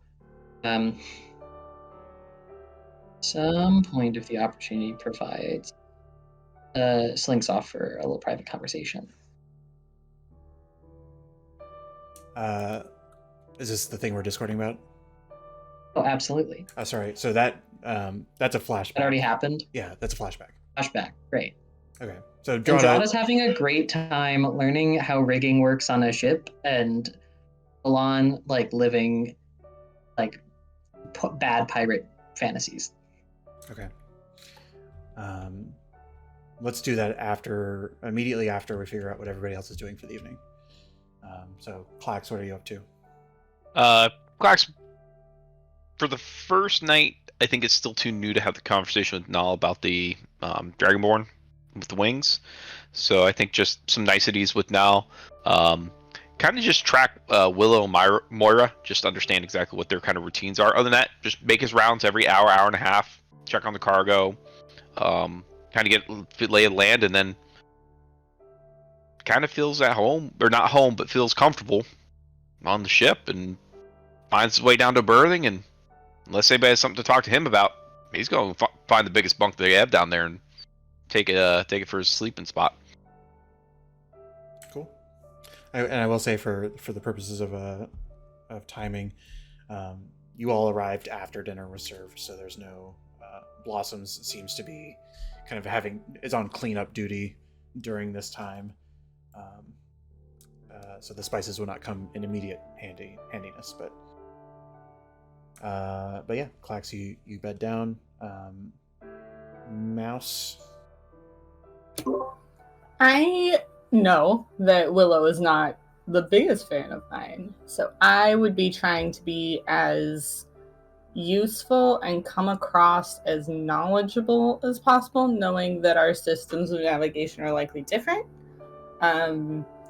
But I have lots of questions I would like to ask. I'm just using the night to try to get off on a better foot.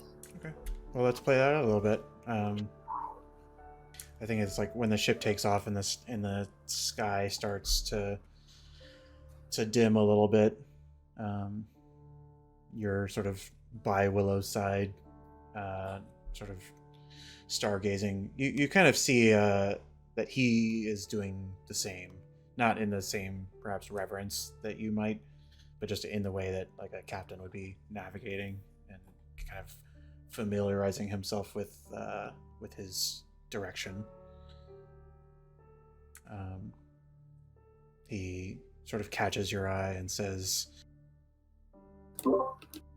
"So you've been on, was it the Elsa's procession for some time?" Yes, about 6 months. "And what made you leave?" The owner of the ship was retiring. He let the crew all go. But he did actually gift me these navigation tools. And I both have probably my map and my tools kind of spread out on the deck, like on my knees. I'm sure that's not standard, but that is how Mouse would navigate. Yeah, there's a bit of a like squinting down to assess what it is that you have, not in a judgy way, but just sort of like, like, what's that? And he says, 6 months is not a tremendously long time. Show me what you have. Which direction are we going? And Mouse will hold one hand up to the sky and point out a couple of stars and measure the distance between them. And I'm guessing fairly easily determine which way we're going based on the orientation of the stars. Yes, but I'm going to make you roll anyway. That's fine. Are you? Oh, you don't have dark vision. That's why you can't see anything right now. Oh, that makes more sense. but you, I mean, Willow would have some light around it. I'm just going to light him up. I was gonna say, I'll hand out flashlights to the Yeah. people who can't see at some Yeah, point. I think I didn't think about that, but there would be a light on the deck of the ship for those who needed it. If they don't, we still have them. Yeah, you guys have the magic rocks that Flint had. Yeah. I would say, and Moira's probably doing patrol with a torch of some kind in her hand as well. But if you could roll me a wisdom check, and we'll add +3 to it with your proficiency bonus for navigator's tools. Oh, you have a navigator's tool button, unlike Flint, under your inventory. Oh, I do. Oh, we'll have to figure that out. Oh, I do have tools buttons. I apparently okay. just didn't use them. Okay. With a 17, it's very clear that the ship is sort of arcing at this moment. It hasn't taken a full southward direction yet, but it is currently sort of south-southeast. And you... Oh, sorry, go ahead. I was just going to say that I communicate that. Yeah. And he says, good. Well, I suppose... I mean, he sort of pauses to think and says, I was probably a little rough on your friends before, but... well, I'm glad that we have helpful people on board. They're truly an excellent bunch. I believe in them strongly. Well, let's just make sure everybody comes home. Of course. With your highly capable team and us on board, I can't imagine that any danger would threaten that. Roll a perception check for me.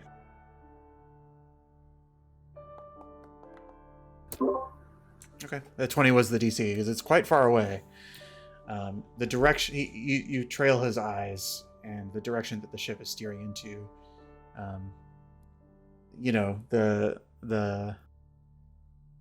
The winds, which is sort of the sea of clouds,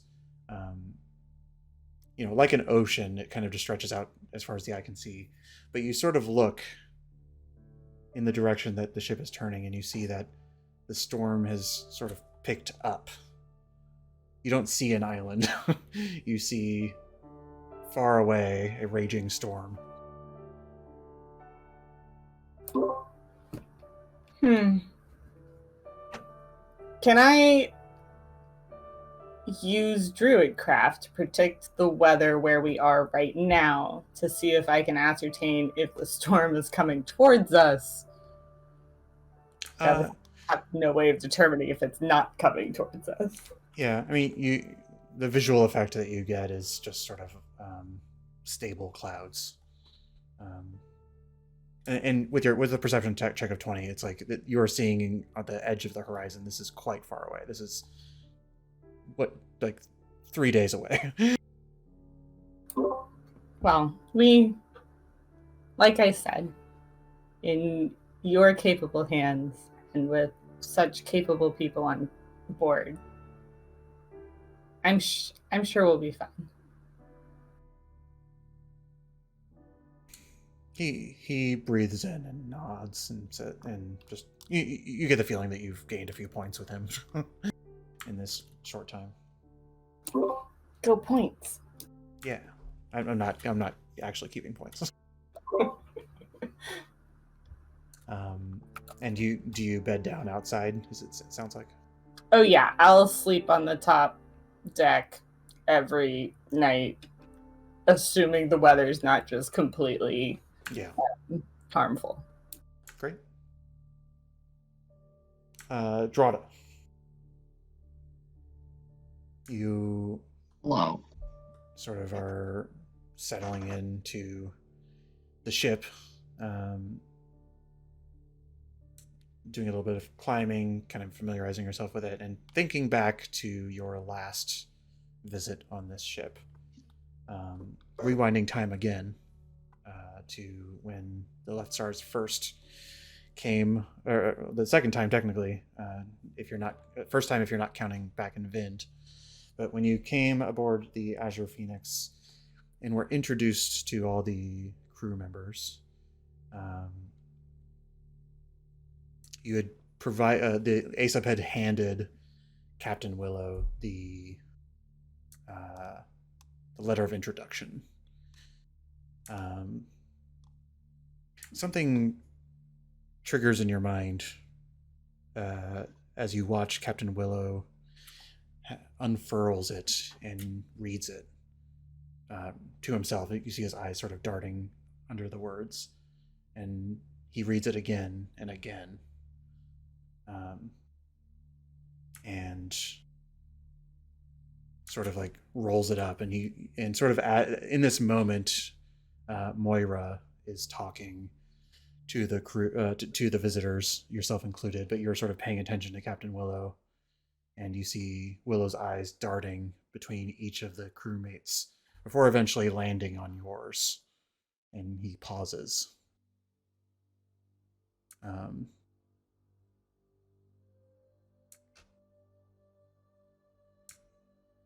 He blinks at you. I think I just give a light nod. He blinks again before sort of continuing to move his eyes across the rest of the folks, and more introductions are made. You meet Blossoms, you meet Nal, and you say your hellos as part of all that, but at some point Captain Willow had sort of pulled Moira to the side for a conversation, and you're just sort of like paying attention to Nal and the party's discussion, but also just kind of keeping an eye on Captain Willow and Moira before they eventually sort of Captain Willow walks kind of up these stairs, and Moira comes up to you and says, "You're needed," sort of gesturing you in that direction. Okay, just a nice polite nod. I start walking that way. The party, we had rolled for this last session. They didn't really see you walk in this direction until you had just sort of gotten out of eyesight. But resuming in that moment from Drada's perspective, you are walked to the actual bow of the ship, I believe, is the this little front part is the actual bow. Or as Millie messaged me, the forecastle. Oh, come on, Millie. She's picking on me now. That's how it's spelled. Well, the front of the ship, the tip of the ship. The forecastle. That area that Aesop keeps jumping off of, and I have to keep dragging him back up to. They lower you down, and you. So on just for clarity, drawn on this map, there is clearly like a hatch of some kind that's buried, that's sort of hidden. I like to think of it as more subtle than that. That is sort of like a signifier for this conversation. Is that there's you approach this part of the ship, and it is sort of a flush floor, and it's very close to the edge, and you're just like sort of staring out at the winds, where you see Captain Willow and Moira. After helping you down, they sort of make their way down too and nod to each other before Captain Willow sort of bangs his foot on the ground. As my computer tries to update Adobe. Sorry. And there is a sort of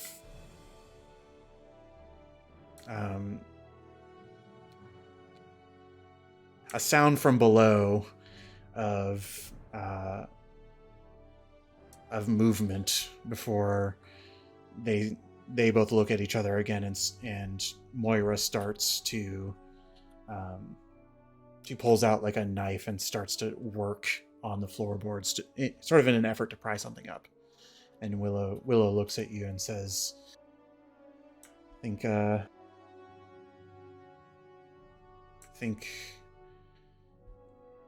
we on the same page, Avendiers?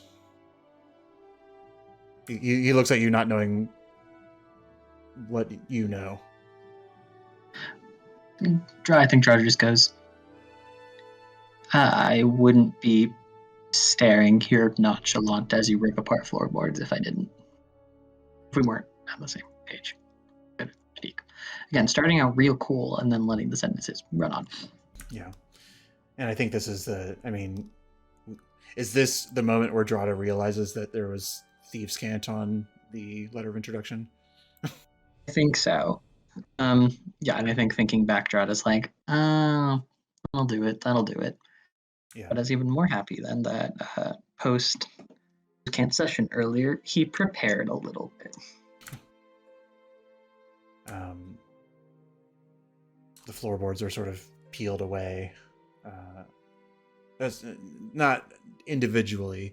It seems that there is a door that is sort of pried up and lifts open, but that there's no door handle or no seam that was sort of easy to spot. And so once Moira is able to find leverage to get her knife in there and pull it up, it reveals a 20-foot drop down, sort of like via a rope ladder. You imagine this goes past the mid deck and goes to the bottom deck. With your dark vision, you see what is a very small unlit room. And Moira starts to strike up a torch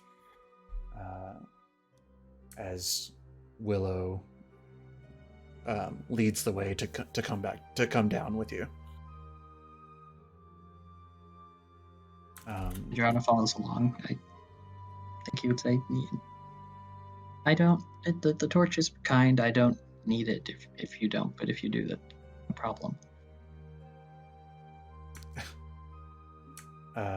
Moira says, I do.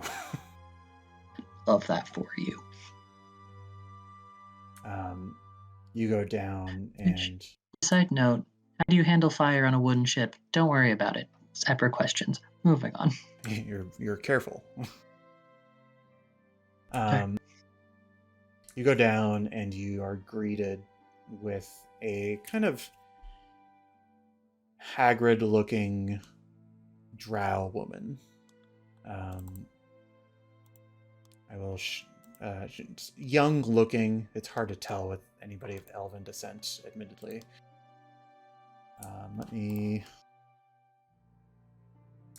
I will pull up the token when I am not flailing with my buttons. Who sort of looks up at you from a cross-legged seated position, and sort of like cocks her head in an inquisitive way. Make a perception check for me.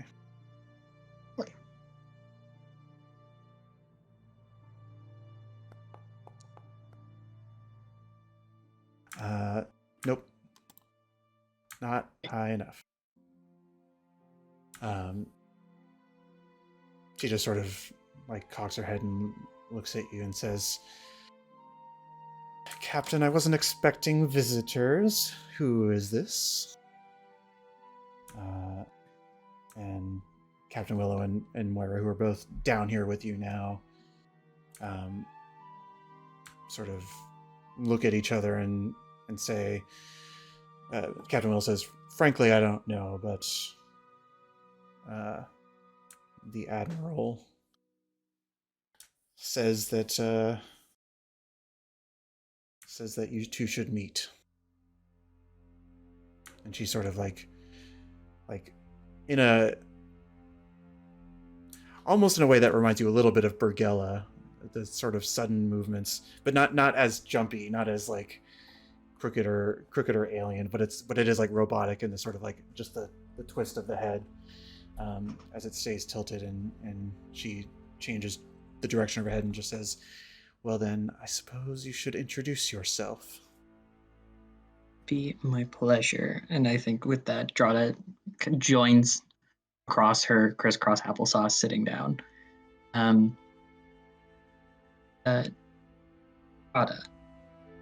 nice to meet you. Your name, where are you from? People call me Chalice. I'm from many places.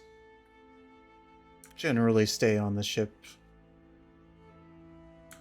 And she looks at Captain Willow and Moira and says, "Well, are you staying, or are we having a little party here, or should you guys go back upstairs?" And then Captain Willow's like, all right. And they head back up. With Moira looks at you like deciding whether or not to hand you the torch, and decides not to. Oh, you're good. You're good. Take it. You're good. Thank you. Thank you. Nice to meet you. The door shuts above you, and you are in kind of pitch black. She looks at you in pitch black. I respond, yeah. Well, do you require Nice services to meet you of again. any kind? Drada, I have questions. I was hoping, I don't know, I could get to tell you a little bit more about myself, my story, and then see how it might relate to your story. I'm from a place where there's a whole lot of vineyards, flowers and roses, and as Drada is saying this, like, hand is in pocket clutching a paper in which he wrote things earlier, very tensely. Near a stormy coast on the wine dark sea. Just making sure I'm imagining this correctly. You're like trying to read your own notes, or no? I think sorry. Drada's just like, I prepared and Okay. I'm trying to play this cool, but I'm nervous as fuck. She looks at you and says, Have you ever been? I have. In fact, it's... She looks like she's about to say something, but roll me a persuasion check. Great, love those.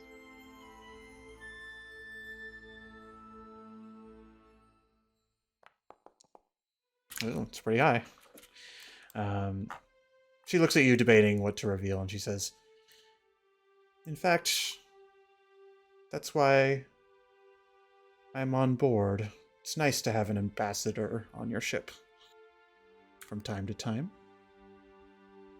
Gets you into interesting places. Feels fair. That feels fair.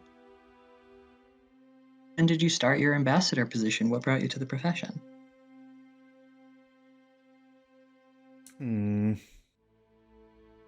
No. That's fair. I think you should tell me what it is that you want first. And she sort of like her eyes are drifting throughout the room. You get the sense that she can see you, but she is still... There's something a little loopy about her. Sure. I mean, well, as you may be aware, a lot of these vineyards, these vines, these flowers, they seem to keep burning up in the hot sun. Even though it only might be just half covered, and I think with that, I'm saying this all like kind of sat down with hand on chin on and cheek, but like gesture down to the choke around my throat. You gesturing to it, or you're just holding Yeah, it? I think I'm moving my hand in what might be the first good subtle physical movement Drada has ever done. Instead of from resting hand on cheek, moving down just to like highlight the design on the choker. As he says, She reaches for it, kind of suddenly, and says, I think, "Huh." Drada, I mean, is spooked for a moment, but leans in and lets her see. I'm confused. Why do you have this? Who gave it to you? It's an old family heirloom. Mm-hmm. Can't be that old. I mean, passed down from father to child, so we shall say. May I? She sort of like looks to be wanting it. I think Drada is very hesitant. Asks, "Oh, sure. You've been so kind to invite me into your home. Or space, so to speak." And I think Drada unclasps it and hands it to her. Mm-hmm. She looks at it more. She sort of holds it in her hands. Give me an insight check.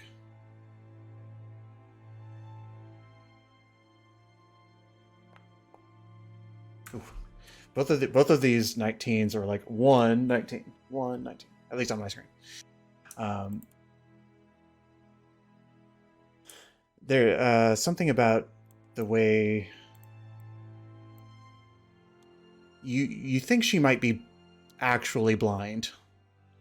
The fact that she can see you is maybe more of like an echolocation thing or something like that. Right. But Okay. like the way that she's feeling this, it's very textural in the way that she's assessing it. Okay.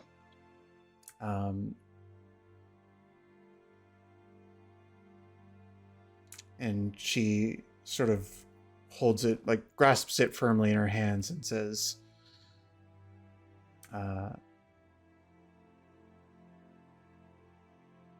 who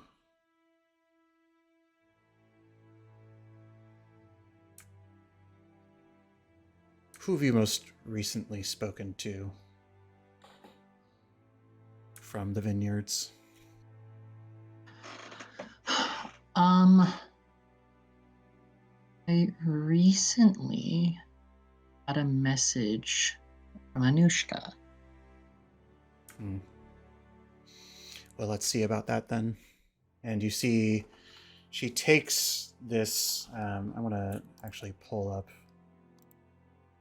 I don't know if everybody has seen the art of this item, or that this crest. One moment.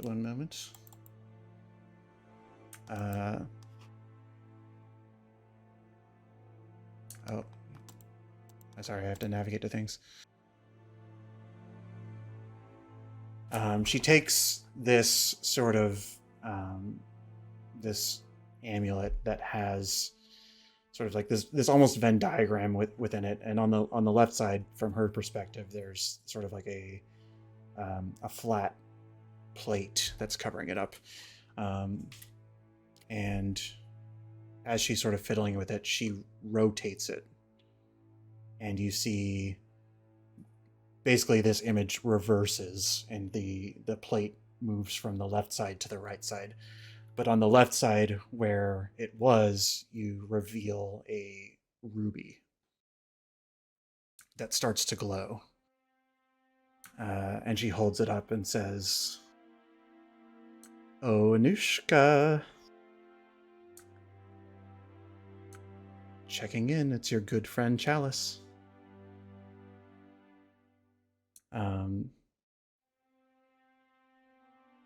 A soft reverberation comes through that you can audibly hear. It's quiet, but in this tight space, you can hear the voice of Anushka come through, and sort of like a confused expression of, "This doesn't belong to you." And that's all it says. Before it immediately snaps shut, like whatever just transpired has exhausted itself. And she hands it back to you and says, "Well, your story checks out. At least we can cut the games. If there's something you need, I can be a resource to you." I appreciate that. And she hands it back. I need information. I'm here. For a variety of reasons, but one of them, we don't know what happened, why the shipment stopped, why the drought began. So I'm here to try to make sense of things, at least a little bit. Hopefully bring some answers home. And Avendir knows probably more than he should, but not the full picture. Shouldn't that you might Avendir be... knows more than you think. That's kind of the vibe I get at every opportunity, is you think that he's going to come in at like a 5 and he comes in at like an 8 or a 9. But I have no idea what you're talking about, but Avendir can be trusted. What remains to be seen is if Avendir trusts you. So we will continue this conversation once I've spoken to Avendir and can get the measure of you. Is there anything I can do to prove my trust?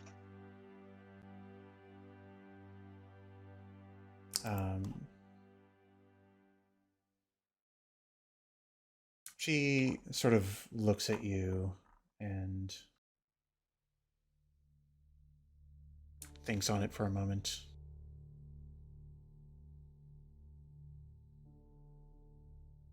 I'm going to message you what she tells you. But suffice to say, it's not something you can immediately do. Sure. And for the sake of getting back to everybody's part, like letting everybody else play the game, Sorry. She in this moment, the read that you're getting is that you've passed like the first test, but that she's done with you until either you can prove yourself or until Avendir vouches for you. So you're kind of quickly dismissed. Great. And as I leave, I do something that I will be messaging you. Okay. Mysteries. Mysteries. Spooky. She reacts and hopefully maybe start the steps in approval. Okay. But throughout all this, Willow and Moira, without asking questions, they eventually bring you back to the captain's chambers. You enjoy, I think it was a stew of some sort that Blossoms prepared as the discussion about taking the ship proceeds, and you're all caught up. But everybody enjoys a nice long rest as the next day begins.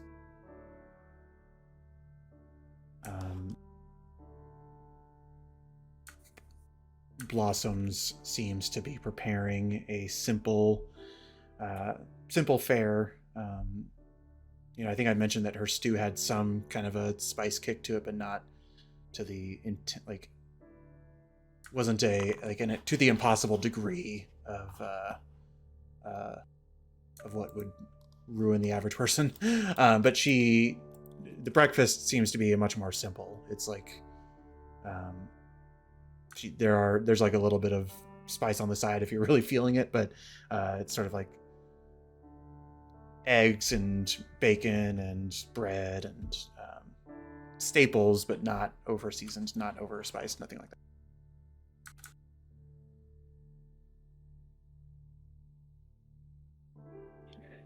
Well, good morning, everyone.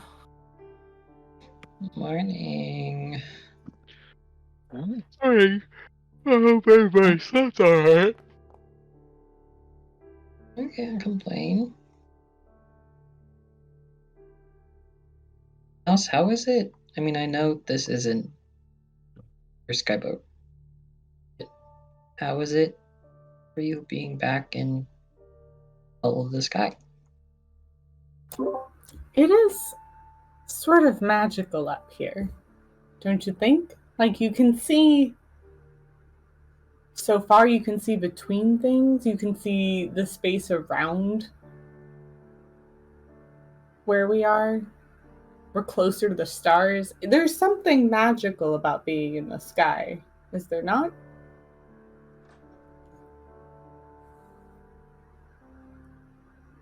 Yeah, you're right. I guess maybe I should come out of the workshop occasionally. It is nice out here. I've flown a few times, but I would have to agree with you, Mouse. It is pretty. Not a lot of people get this opportunity to be this high up and see the world from this perspective.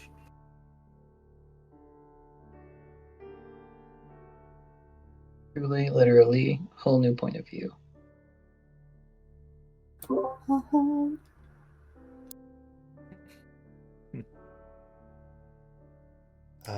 Blossom. Are we at this point just like You're just completely over void? yeah. Like there's no. Yeah, I would say if you look back towards Consonance, you would perhaps see it if you squinted your eyes. But yeah, it's if you look over the side of the ship, it's if none of you, which I feel like most of you have not been on an airship in this moment before. There's nothing. Depending on how much of a anxiety machine your character is, looking over the side of the ship would be like, I am one step away from whatever's at the bottom of these clouds. If there even is anything.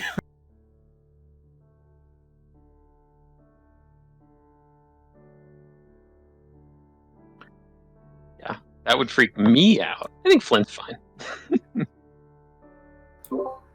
Mouse is so much the opposite. And because I've never had this opportunity before, I think at some point in this trip, she absolutely must polymorph herself into something that can fly and go down a ways and just see what she can see in all directions. You may do that if you would like. What are you polymorphing into? She's like, this isn't like a fighting thing, so I think. I don't think I've shown you any of the stat blocks for the custom thing. Oh, that's true. I wasn't even thinking that. I was thinking because she's already kind of studied and prepared to be able to wild shape into a raven. Okay. That she could just be a raven. Yeah, that's fair enough.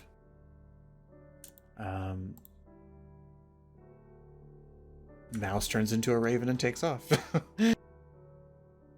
It is the movement speed of this ship is not tremendously fast. this air can only push into the sails so much. So it's not difficult for a bird to keep up with it. Is sort of where I'm getting at. I dive for like 15 minutes to just see if there's anything that I run into. Like down into the winds? Yeah, just like straight down. How far? You said 15 feet? 15 minutes. Or until danger arises. So okay. I wasn't expecting that. I think there's a point where you turn around and well, okay. So first of all, it's a polymorph, so you are dealing with the survival instincts of the raven, not of Mouse's wisdom. But survival instincts are still like any bird who would feel an incredible drop in pressure would eventually turn back around. Yeah. But nonetheless, it doesn't take 15 minutes. It takes like maybe 2 to 3 minutes before your bird senses are just sort of like, that's dangerous, and you come back up. But she does the same thing going straight up.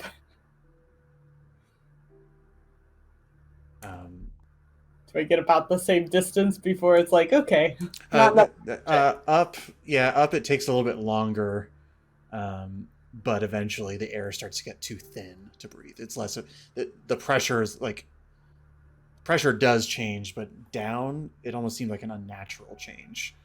You're not like, something was off. You don't know. You'll have to digest that when you're not a bird. But when you go up, it's just like, oh, I can't fly any higher because otherwise I can't breathe. And then she just plays for the rest of her hour. Just has fun. Blossoms is sort of just, I think if there's ever a moment of quiet during breakfast, she's just like, yeah, I've been part of the ship for a couple years now. It's been great. We've traveled all over. It's nice to have work. Really appreciate you guys coming, and it's been pretty dreadfully boring over this last 2 weeks, 3 weeks, whenever we got back. So yeah, definitely things are, wow, you guys are interesting. Well, we're glad to be here, and we're just happy. Well, we and I especially are happy that we can buy your guys' time and boat. Willow is sort of nearby. I think at this point Moira is probably at the helm, and Willow's just grabbing a bite and says, well, it's being paid for, so.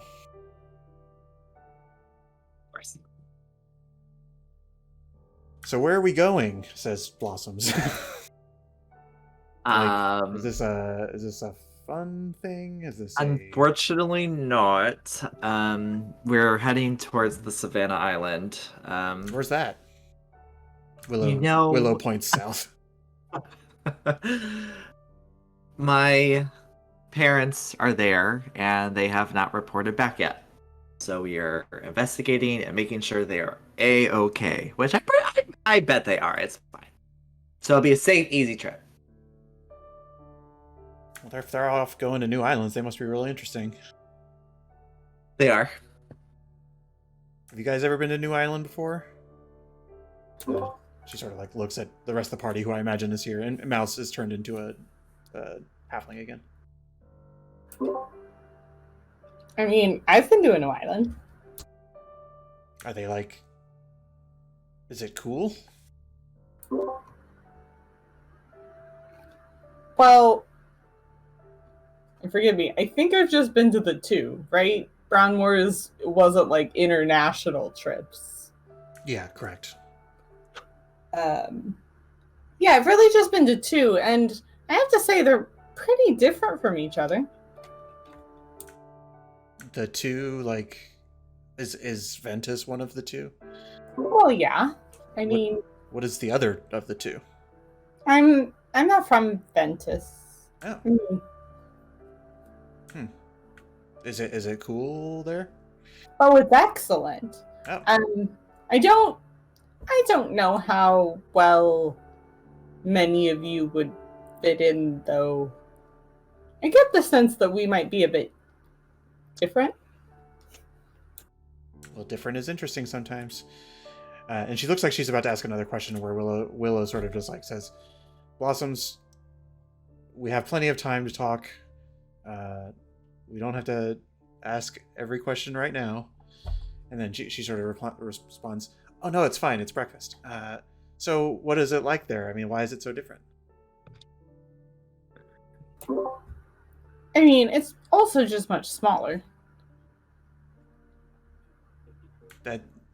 That is different. She looks like she's expecting more. Like she's I excited. mean, it's like there's just so many more people here and so many more types of people. I didn't realize how similar we all were back home. We all kind of thought similarly, and while some of us were a little different, we acted more similarly than people do here. Yeah, it's nice to have variety now and then. That's fair. I do think we had more fun, though. Blossoms, where are you from?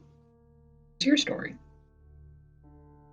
Oh, you know, been on the ship for some years. My family and I come from down south. Moved to the big city, tried to make it on our own, and decided, you know, I prefer traveling. Just, you know, sitting in Did one she place see- is boring. So that last part about traveling seemed like she's telling the truth. You can insight check Insight if you would check. like. Yeah, both of you insight check.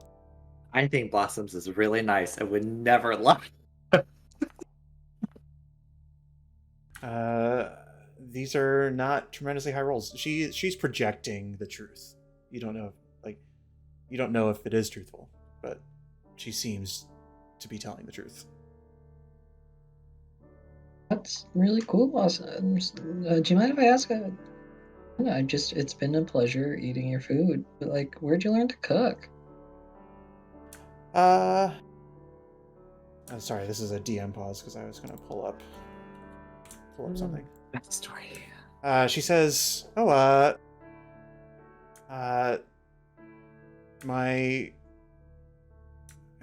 when we came to Consonance, my family and I, we sort of met a few other tabaxi that are there, and one of them, a Mary Chase, she brought me in and taught me everything I know. Are you talking about Mother Mary? Oh, yeah. Yeah. Oh, her restaurant is phenomenal. Oh, such amazing, spicy, delicious food. I absolutely adore it. She's an amazing woman. She has a restaurant? Yeah. Oh, I should stop by sometime. I haven't seen them in quite a while. Yeah, her and her daughter Sky run it. Sky, sorry, my family goes by the full names. It's Sky is Falling. Would Aesop know, or would Aesop just know Sky? You would put two and two together. I think. Okay. You don't necessarily know the full tabaxi naming conventions. Right. Yeah, that's her. Oh. I hope they're doing well. Haven't seen them since I split off, so. She doesn't seem at all like upset as she's conveying this information to us. With the previous, I'm not going to let everybody insight, but at the surface, no. I also don't have the bag. I think I gave it to someone. Yeah, I think Mouse dispelled magic and presumably kept it. I would also say this morning I did prep purify food and drink, so I would have casted that as well. Okay. But I will kind of lean. How many is everybody around here? Captain Willow has probably shifted with Moira, or traded with Moira, and I think like Phelan is probably just like sitting on the stairs, just eating and sort of listening in. But the rest of the party, I assume, is here. And I will just kind of lean into Blossom and say, "Hey, I really like you, and I'm not here to like dig into any business. I'm not sure that you should go check in on Mother Mary's. We didn't get the sense that perhaps you were on good terms." She raises her brow and says, "What are you talking about? We're old friends." Before we came to the ship, we thought it'd be a nice surprise to stop at Mother Mary's because we had eaten there before and pick up some spices and stuff to bring you. But when we mentioned... You've got some of her spices? Yeah. May I? They said it was a new recipe for you. Oh, amazing. We should have it tonight. Or I should use it tonight. I don't know what's on the menu, but a little tabaxi kick can never hurt anybody. To be clear, when we brought up that, this was for you and that, we were going to be traveling, on the same ship as you, they didn't seem very pleased. I'm sure it's a misunderstanding. No, Blossoms, I'm gonna have to be real with you. It was a very uncomfortable conversation. I thought bringing up your name would be helpful. They're like that with everybody outside of the family. I'm surprised you even got this. So, well, they said it was a new recipe for you to try out. I can't wait. May I?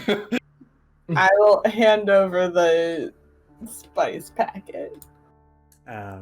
She sort of like gently takes it has like a string that's keeping it closed, and she unfurls it into this like little mound of spice, and she just sort of like dips her finger into it and puts it in her mouth, and she's like, "Ooh, oh boy, this will be fun." I look at Clax and just like a raised eyebrow. Like, I tried. Oh, jeez. With a 15, she fails, but she uses her spicy fortitude ability to succeed. What? I love this. Is one of my favorite character sheets I've ever made. I'm gonna spoil this one as well. This is one of her weapons. She just throws a powder. Oh my god! Guys, I think we need to adopt Blossoms. Yeah, please. Iconic. Eldrada off. Keep Blossoms in. Absolute icon. She says, "Well, if your stomach can't handle a little kick, then I recommend you sit this one out. But looking forward to it. I'm gonna go prepare actually." And she'll just sort of like wrap it back up and like trot downstairs. Is it just our group, or is Willow in the room with us still? Willow went back up to the helm. Moira is down here with you right now, though. I'd say but is she delusional, or is she just? She's putting up a great facade if something's bothering her. Did I get the sense that she was acting like nothing was wrong, or that she was actually naive to the poor relationship with Mother Mary's? We've already done some insight checks. I'll let you do one more. Do it with disadvantage though, because we've already done quite a few rolls on her right now. Oh, so far so good. Wait, halfling. Hey! Hey, Ooh, halflings. With a 23, you get the sense that if something's wrong, she doesn't know about it. Okie dokies. This is somebody who seems to think that everything is right with Mary and Sky.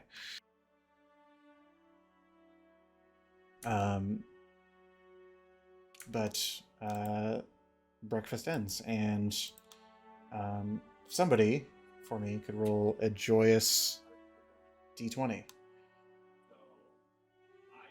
You guys see my rolls today, not me.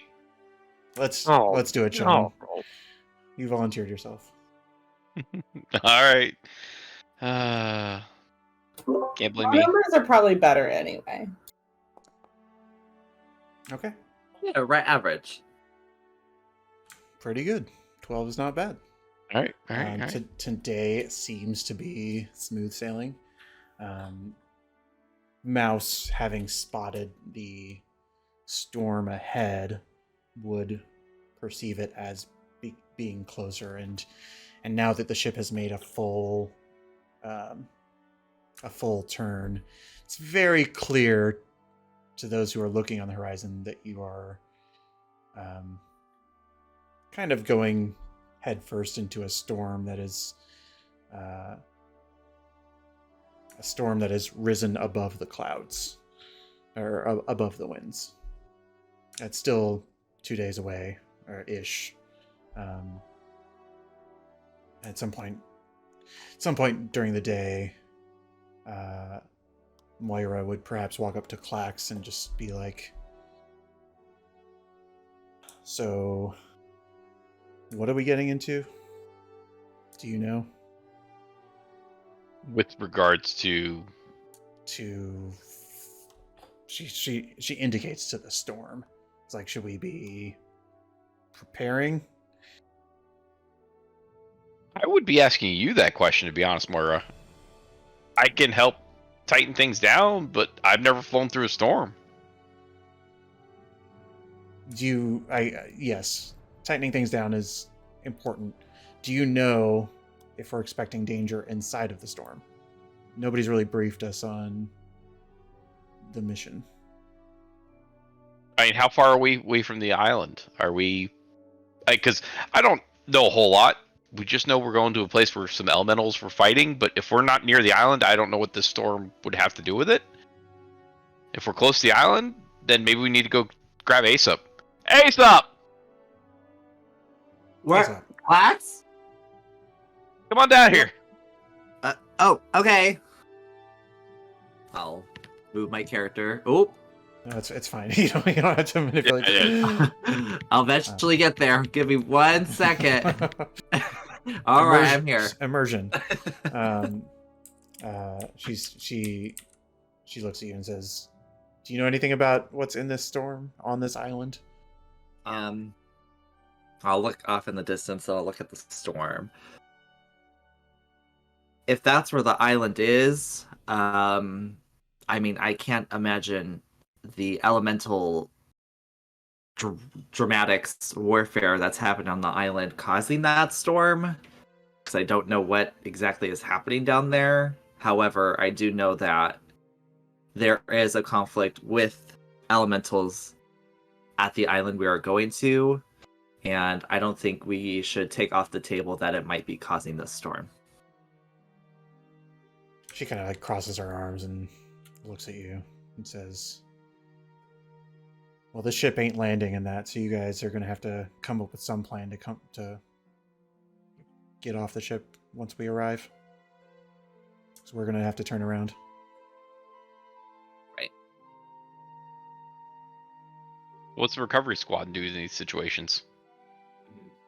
mitigate, end the conflict the best way they can. Make sure there's no. No, how would they?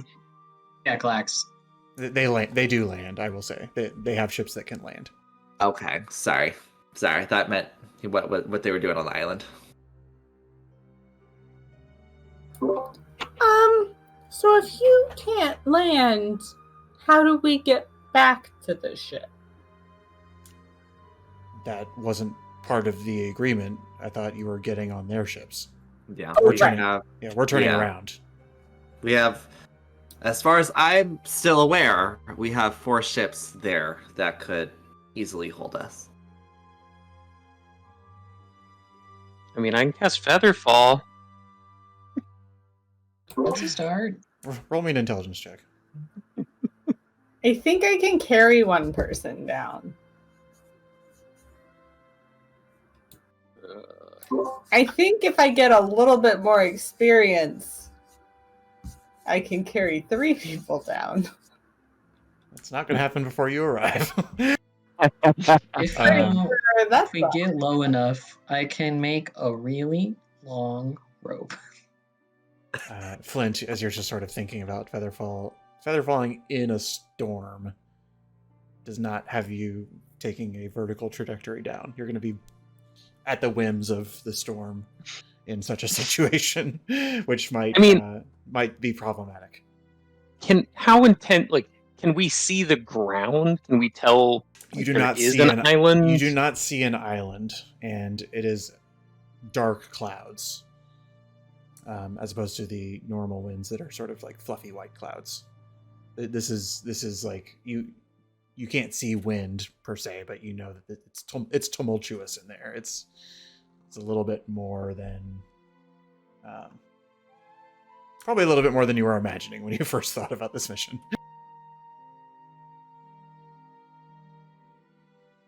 Moira just says, well, you got a couple days. We'll help if we can, but I hope that you can make it down safely. And Featherfall, I can dimension door 500 feet with someone, and then just slam it to the earth. I can spider climb. That's not gonna help.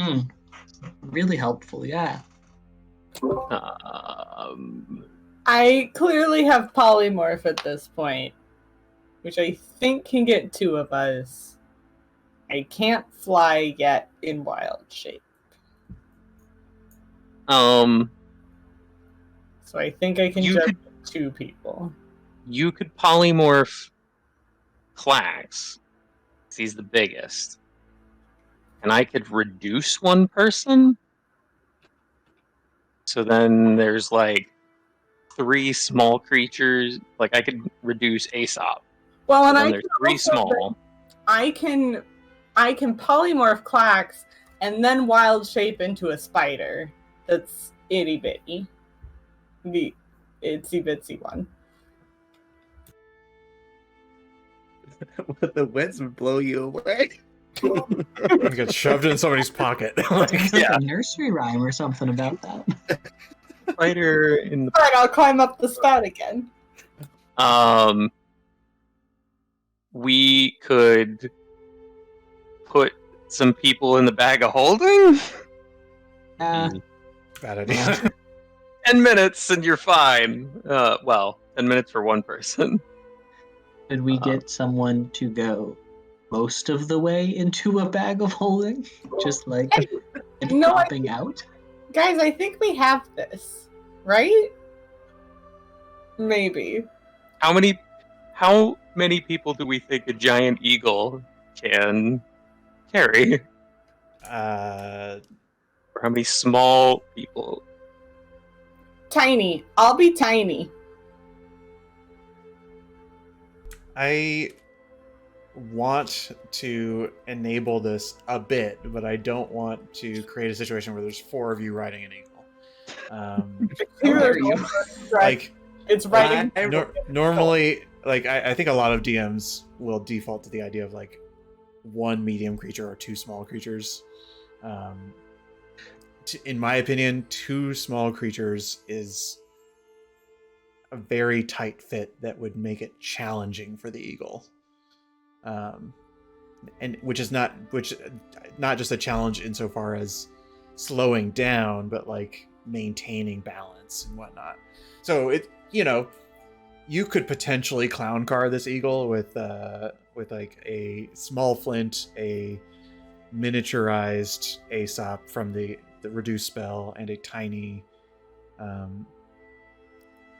mouse. I don't know how you'd also fit Drata, but A medium, too small, and a tiny. yeah, like Yeah, thanks for leaving me on the ship, guys, in this scenario. Well, how can you fit in the bag of holding for 10 minutes? I mean, I think I could. How does rope trick work? Can you? It can't be, this extra like temporal space can't be moved. It's static. But I can create a rope 60 feet long anywhere I so choose. Then change the limitations and the like. Alternatively, we all tie ourselves together and jump at the same time and wait to cast Featherfall until we're real close to the ground. And cross your fingers and pray. No. If polymorph wasn't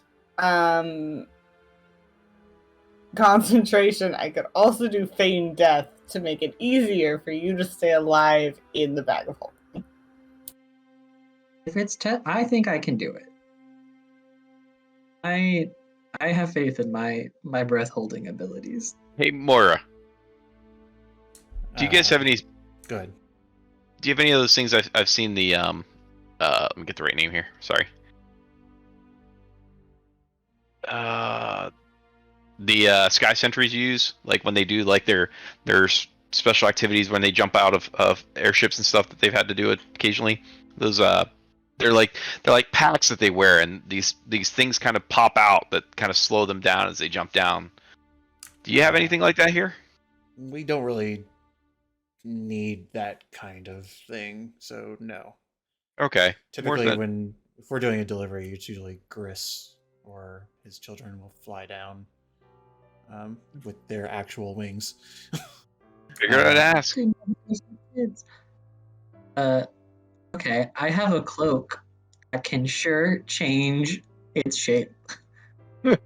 Takes parachute cloak. No. It's a strictly Wingsuit cloak. It is no. It says regardless of its appearance, the cloak can't be anything but a cloak. It's strictly a visual thing. How dare you? Yeah. Listen, if you want to say that you use a cloak as a wingsuit and you want to fail miserably, be my guest. It's fair. Again, like, I'm not worried about a bag of holding plan. If that's where I have to be for 10 minutes, that's where I have to be for 10 minutes. All right. So, Phelan, who I think is just sort of sitting on the stairs at this point, listening in, finishing up his breakfast, says, like, I can do the Featherfall thing too, but I'm not going down with you. So if it's from here, I could help. not sure if that would or not. I'm guessing we don't want to get close enough. Where's Featherfall? I just had it up. Oh, there it is. I've got it prepared, apparently, because I'm on a boat. Yeah, it's only a 60-foot range. And then you would also probably estimate that like a ship in a storm, and Moira would sort of give you this information too. They can't, like, 60 feet is not a big gap. That's pretty close to the ground for steering purposes, especially if there's a unclear landscape and you don't want to like hit a mountain. There's the idea that they could drop you from 60 feet is challenging because there's no visibility to really ensure the ship's safety. So they're generally probably looking at dropping you off quite a bit higher if they can. I'm guessing anything I could come up with to build would take way longer than the 2 days or whatever that we've got left to travel. So, Again, we can always hope the storm clears up a bit too. oh yeah, I'm sure that'll happen. The storm, Knowing our luck. the storm does look a little stationary. Based on what Aesop can guess, it seems like the storm is elementally charged, perhaps. Okay, so just to reiterate, tentative plans. Clax, Eagle. Eagle Clax takes 2 small people? 1? No. Yeah, Clax is an eagle, Aesop is reduced, and Mouse then is Mouse tiny. as Spider. And then, And you in a bag of holding. great. I mean, that's workable. It's probably not going to be the prettiest flight. I think it sounds like 2 small creatures on a giant eagle isn't super easy to begin with. But if things start looking rough, I can Featherfall us. Featherfall concentration? No, it's not. Okay. If we PK jumping off the ship. What? Just saying. So, What'd you say? Sorry. If we TPK jumping Oh, the ship, TPK is the word. we deserve it. do we above know? board, if you guys don't mind. Okay, you turn Clax into a giant eagle. What's the intelligence on a giant eagle? They're strangely smart. Okay, all right. Yeah, I Giant was Eagle gonna is say- 8. All right, because I was gonna say, is he gonna remember enough to be like, I need to grab people with my claws and not kill them? Okay. They're just as smart as Mouse. Don't worry. Oh, I'm worried now. Just kidding. Wow. Get all above board. I can put on like dexterity or constitution enhanceability on the eagle. So Clax, if you need to make any like tight maneuvers, you have some extra help. Well, that's an interesting way. Could I don't know if Willow or Moira or somebody's around? Could we get the ship within 500 feet of the ground?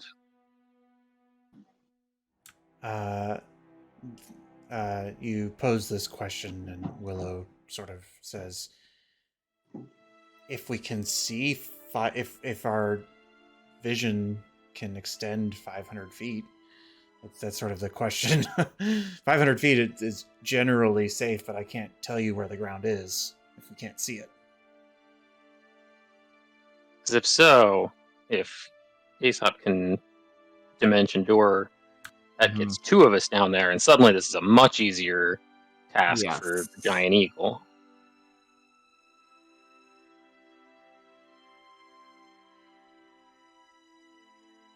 I think that's probably actually the best route so far. Feels fair. Yeah. I think I might be able to do even better than an eagle, but only slightly. We still are 2 days away from the storms, so I mean, maybe it'll move, maybe it won't, but we won't actually find out if we can dimension door until we're in the storm. So we have an ideal plan and a backup. Woo! Go That breakfast. Backup is bad, but it's there.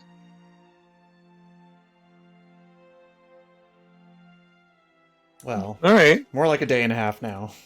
Oh, great. We'll head back to the engine room. Just continue trying to learn things and thinking about this problem of how to get down. I will head to Null and see if she can teach me anything about the guns. since she's also in training, what better way to help her understand is by training me. At some point when I'm not on like helper duty with Willow and or Moira when they trade off, I would also like to talk to Phelan at some point. Sure. Which might mean pairing up with Flint. Okay. Well, I imagine Flint is just sort of passively observing. It sounds like you have a specific conversation in mind, but we'll start with Aesop. Now, I mean, she'll show you the ropes, but it seems like a simple thing. You load the ballista in, you pull a lever, and you shoot. You pull a lever to pull it back like a crossbow, and then you shoot. Her level of training has to do with proficiency and accuracy, the ability to actually control it. So, for all intents and purposes, you are not proficient with it, but she shows you how to use it. Was there anything you wanted to talk to her about, or you're just sort of like getting a little bit of training? I would probably talk to her about like her time outside of us, what she's done since she dropped off the other two people, and like me sharing what's happened with us and our shenanigans, just catching up. Okay. She doesn't, and she doesn't have much to reveal herself. This is her saying this. She says, "Well, after that run, I hitched a ride back to Consonance, and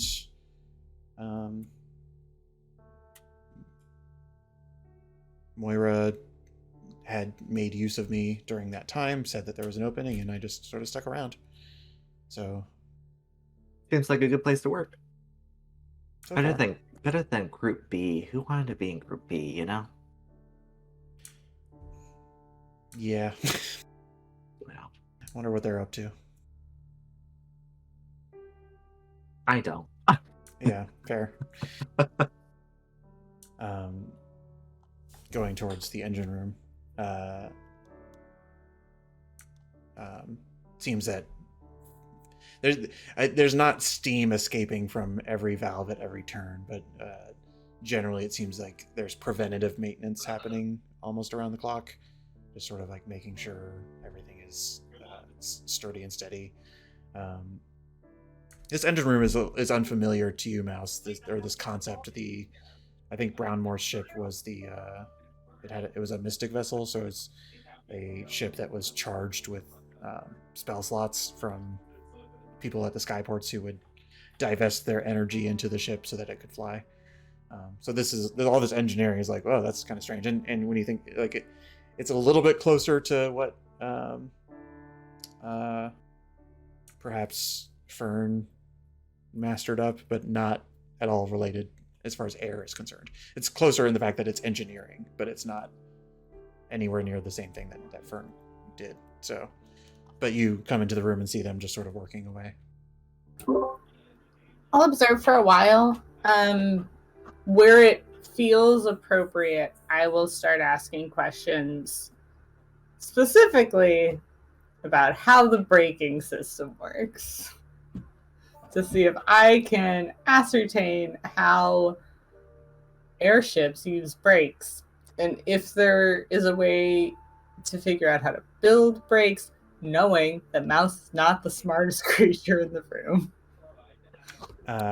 Phelan sort of like awkwardly like sort of raises some goggles that he was using to work on this and says, "Oh, hi. No. Not really." What do you mean not really? There just aren't brakes? The air is either on or it's off, and the sails are either up or they're down.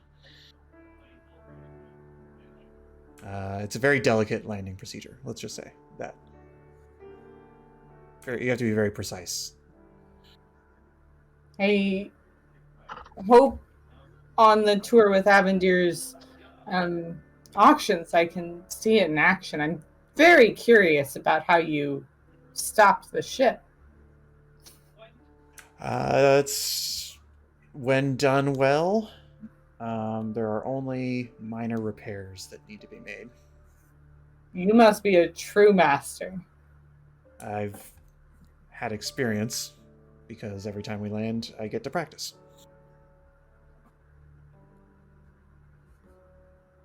Flint raises an eyebrow at all of them. No, I mean, like, you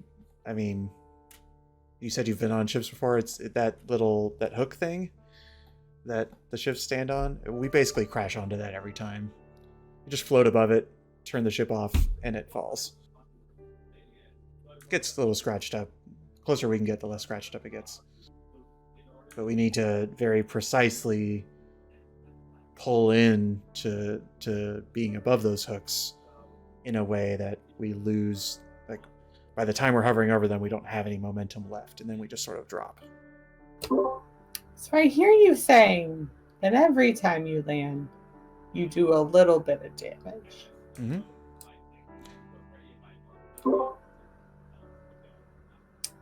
I appreciate your candor. Like I said, I cannot wait to see your expertise in action. He sort of gives you a look that makes it seem like he doesn't know if he's an expert or not. He's like, I hope that every time we land that it goes well.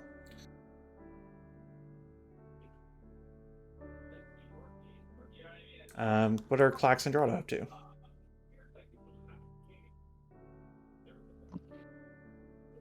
Clax just kind of killing time. Again, I think I'll wait one more day for the conversation with Nal. I don't want to push too hard because it was obviously a touchy subject, but I do want to get more information about Garnet before we get off the ship. But I think I'll wait a bit yet. Okay. Yeah, I think Drada, again, is absolutely vibing in the rigging. I'm sure learning how to tie some really good knots, or attempting to learn how to tie some really good knots, at some point later in the evening, does want to talk to Mouse. Before dinner, you think, or after? Probably after. Okay. Let's have a quick dinner scene, because there's something spicy cooking. I forgot. And Blossoms excitedly calls everybody to the captain's quarters, where you see Willow just sort of like palm in his face, the sort of mind of like, this is not the room for crew dinners. But thank you for being diligent to move your token. I'm too lazy to move everybody else. And she has made a chili. And says, guys, this is... I don't know what my good friends put into this exactly. I've tried to sort of pull out some of the flavors and figure it out, but it is magnificent. You have to try this. And she puts down like a big pot of chili, and I think Nal probably was helping her bring up like a few loaves of bread as well. And she just sort of like, there are bowls, there's a ladle, and she's just like, but I warn you, it's got a kick. If you're not into that, you gotta know. You gotta tell me. I think I will grab a bowl. I'll do 1/2 ladle full and grab a piece of bread. Most takes a bowl. Fox is absolutely in on this. Flint is Rod is nervously posturing real- in on this. Rada's posturing real hard and takes a bowl, but you notice that on the spoon there's very little chili.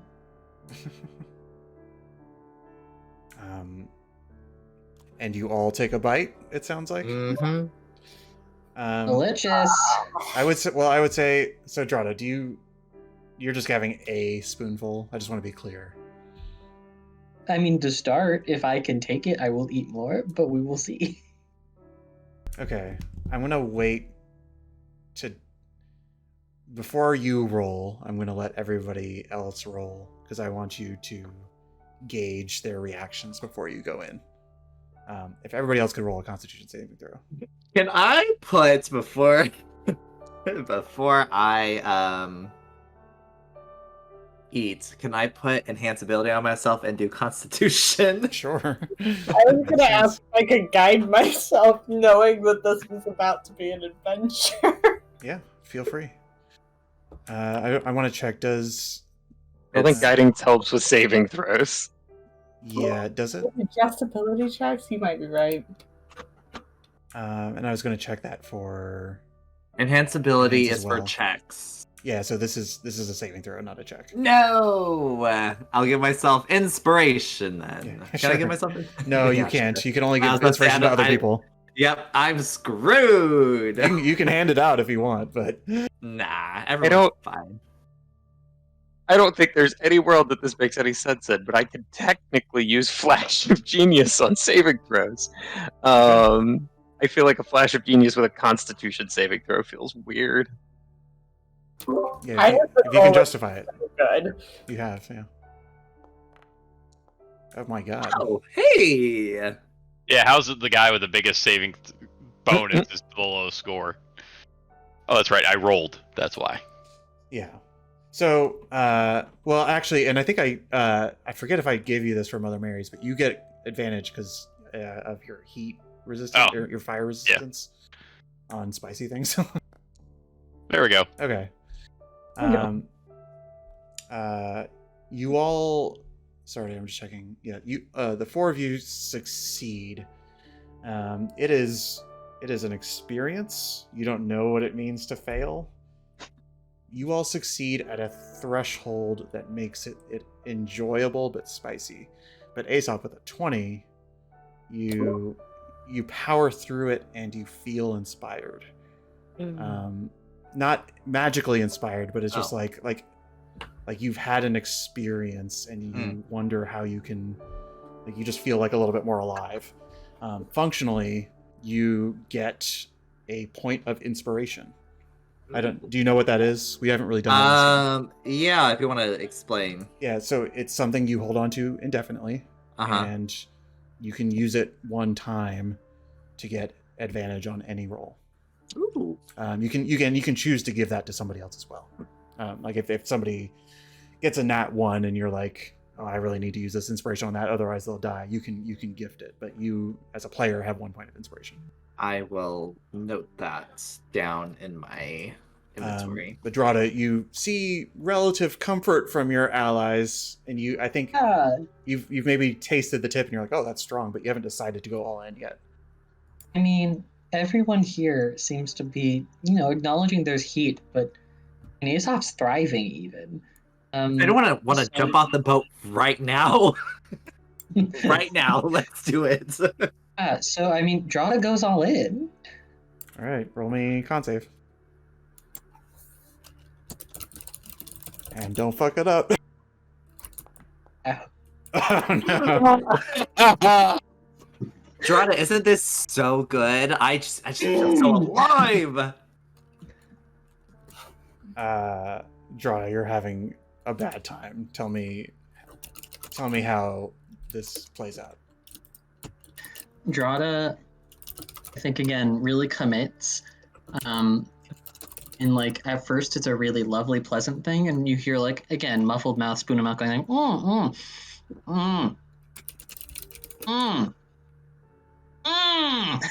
and that gets louder until it's a scream. And Drada proceeds to bolt out of the room, find the nearest edge of the ship, and vomit loudly. You all in the room, Blossoms is like, I can't please everybody. I'm glad you guys enjoyed it though. Is he gonna be okay? This is absolutely fantastic. I just feel like invigorated. I don't know if I could sleep tonight, to be honest with you. This is just, I'm gonna get another bowl. I'm gonna get another bowl.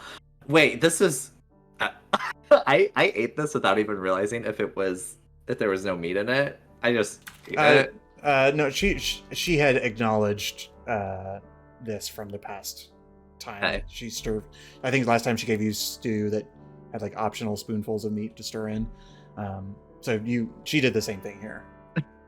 Just eating meat, not even knowing, No, just yeah. two Yeah, no, you're fine.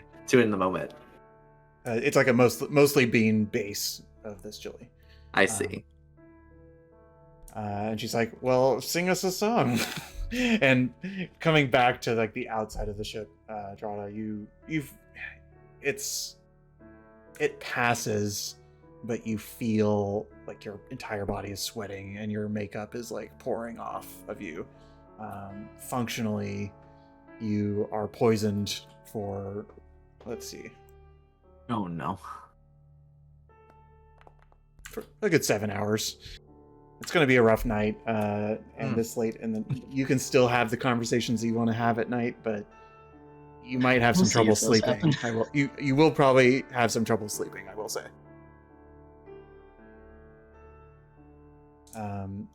But it's 10 o'clock, and I don't want to keep you guys too late, so we're going to end there. We're going to start the next game with finishing off the evening, and then once we get settled with that, we will find our way into the island where you guys will hopefully find a safe way down. Woo! We will find a safe way down. Yes. Hopefully. We will. Will you? It's gonna be fine. I have a plan.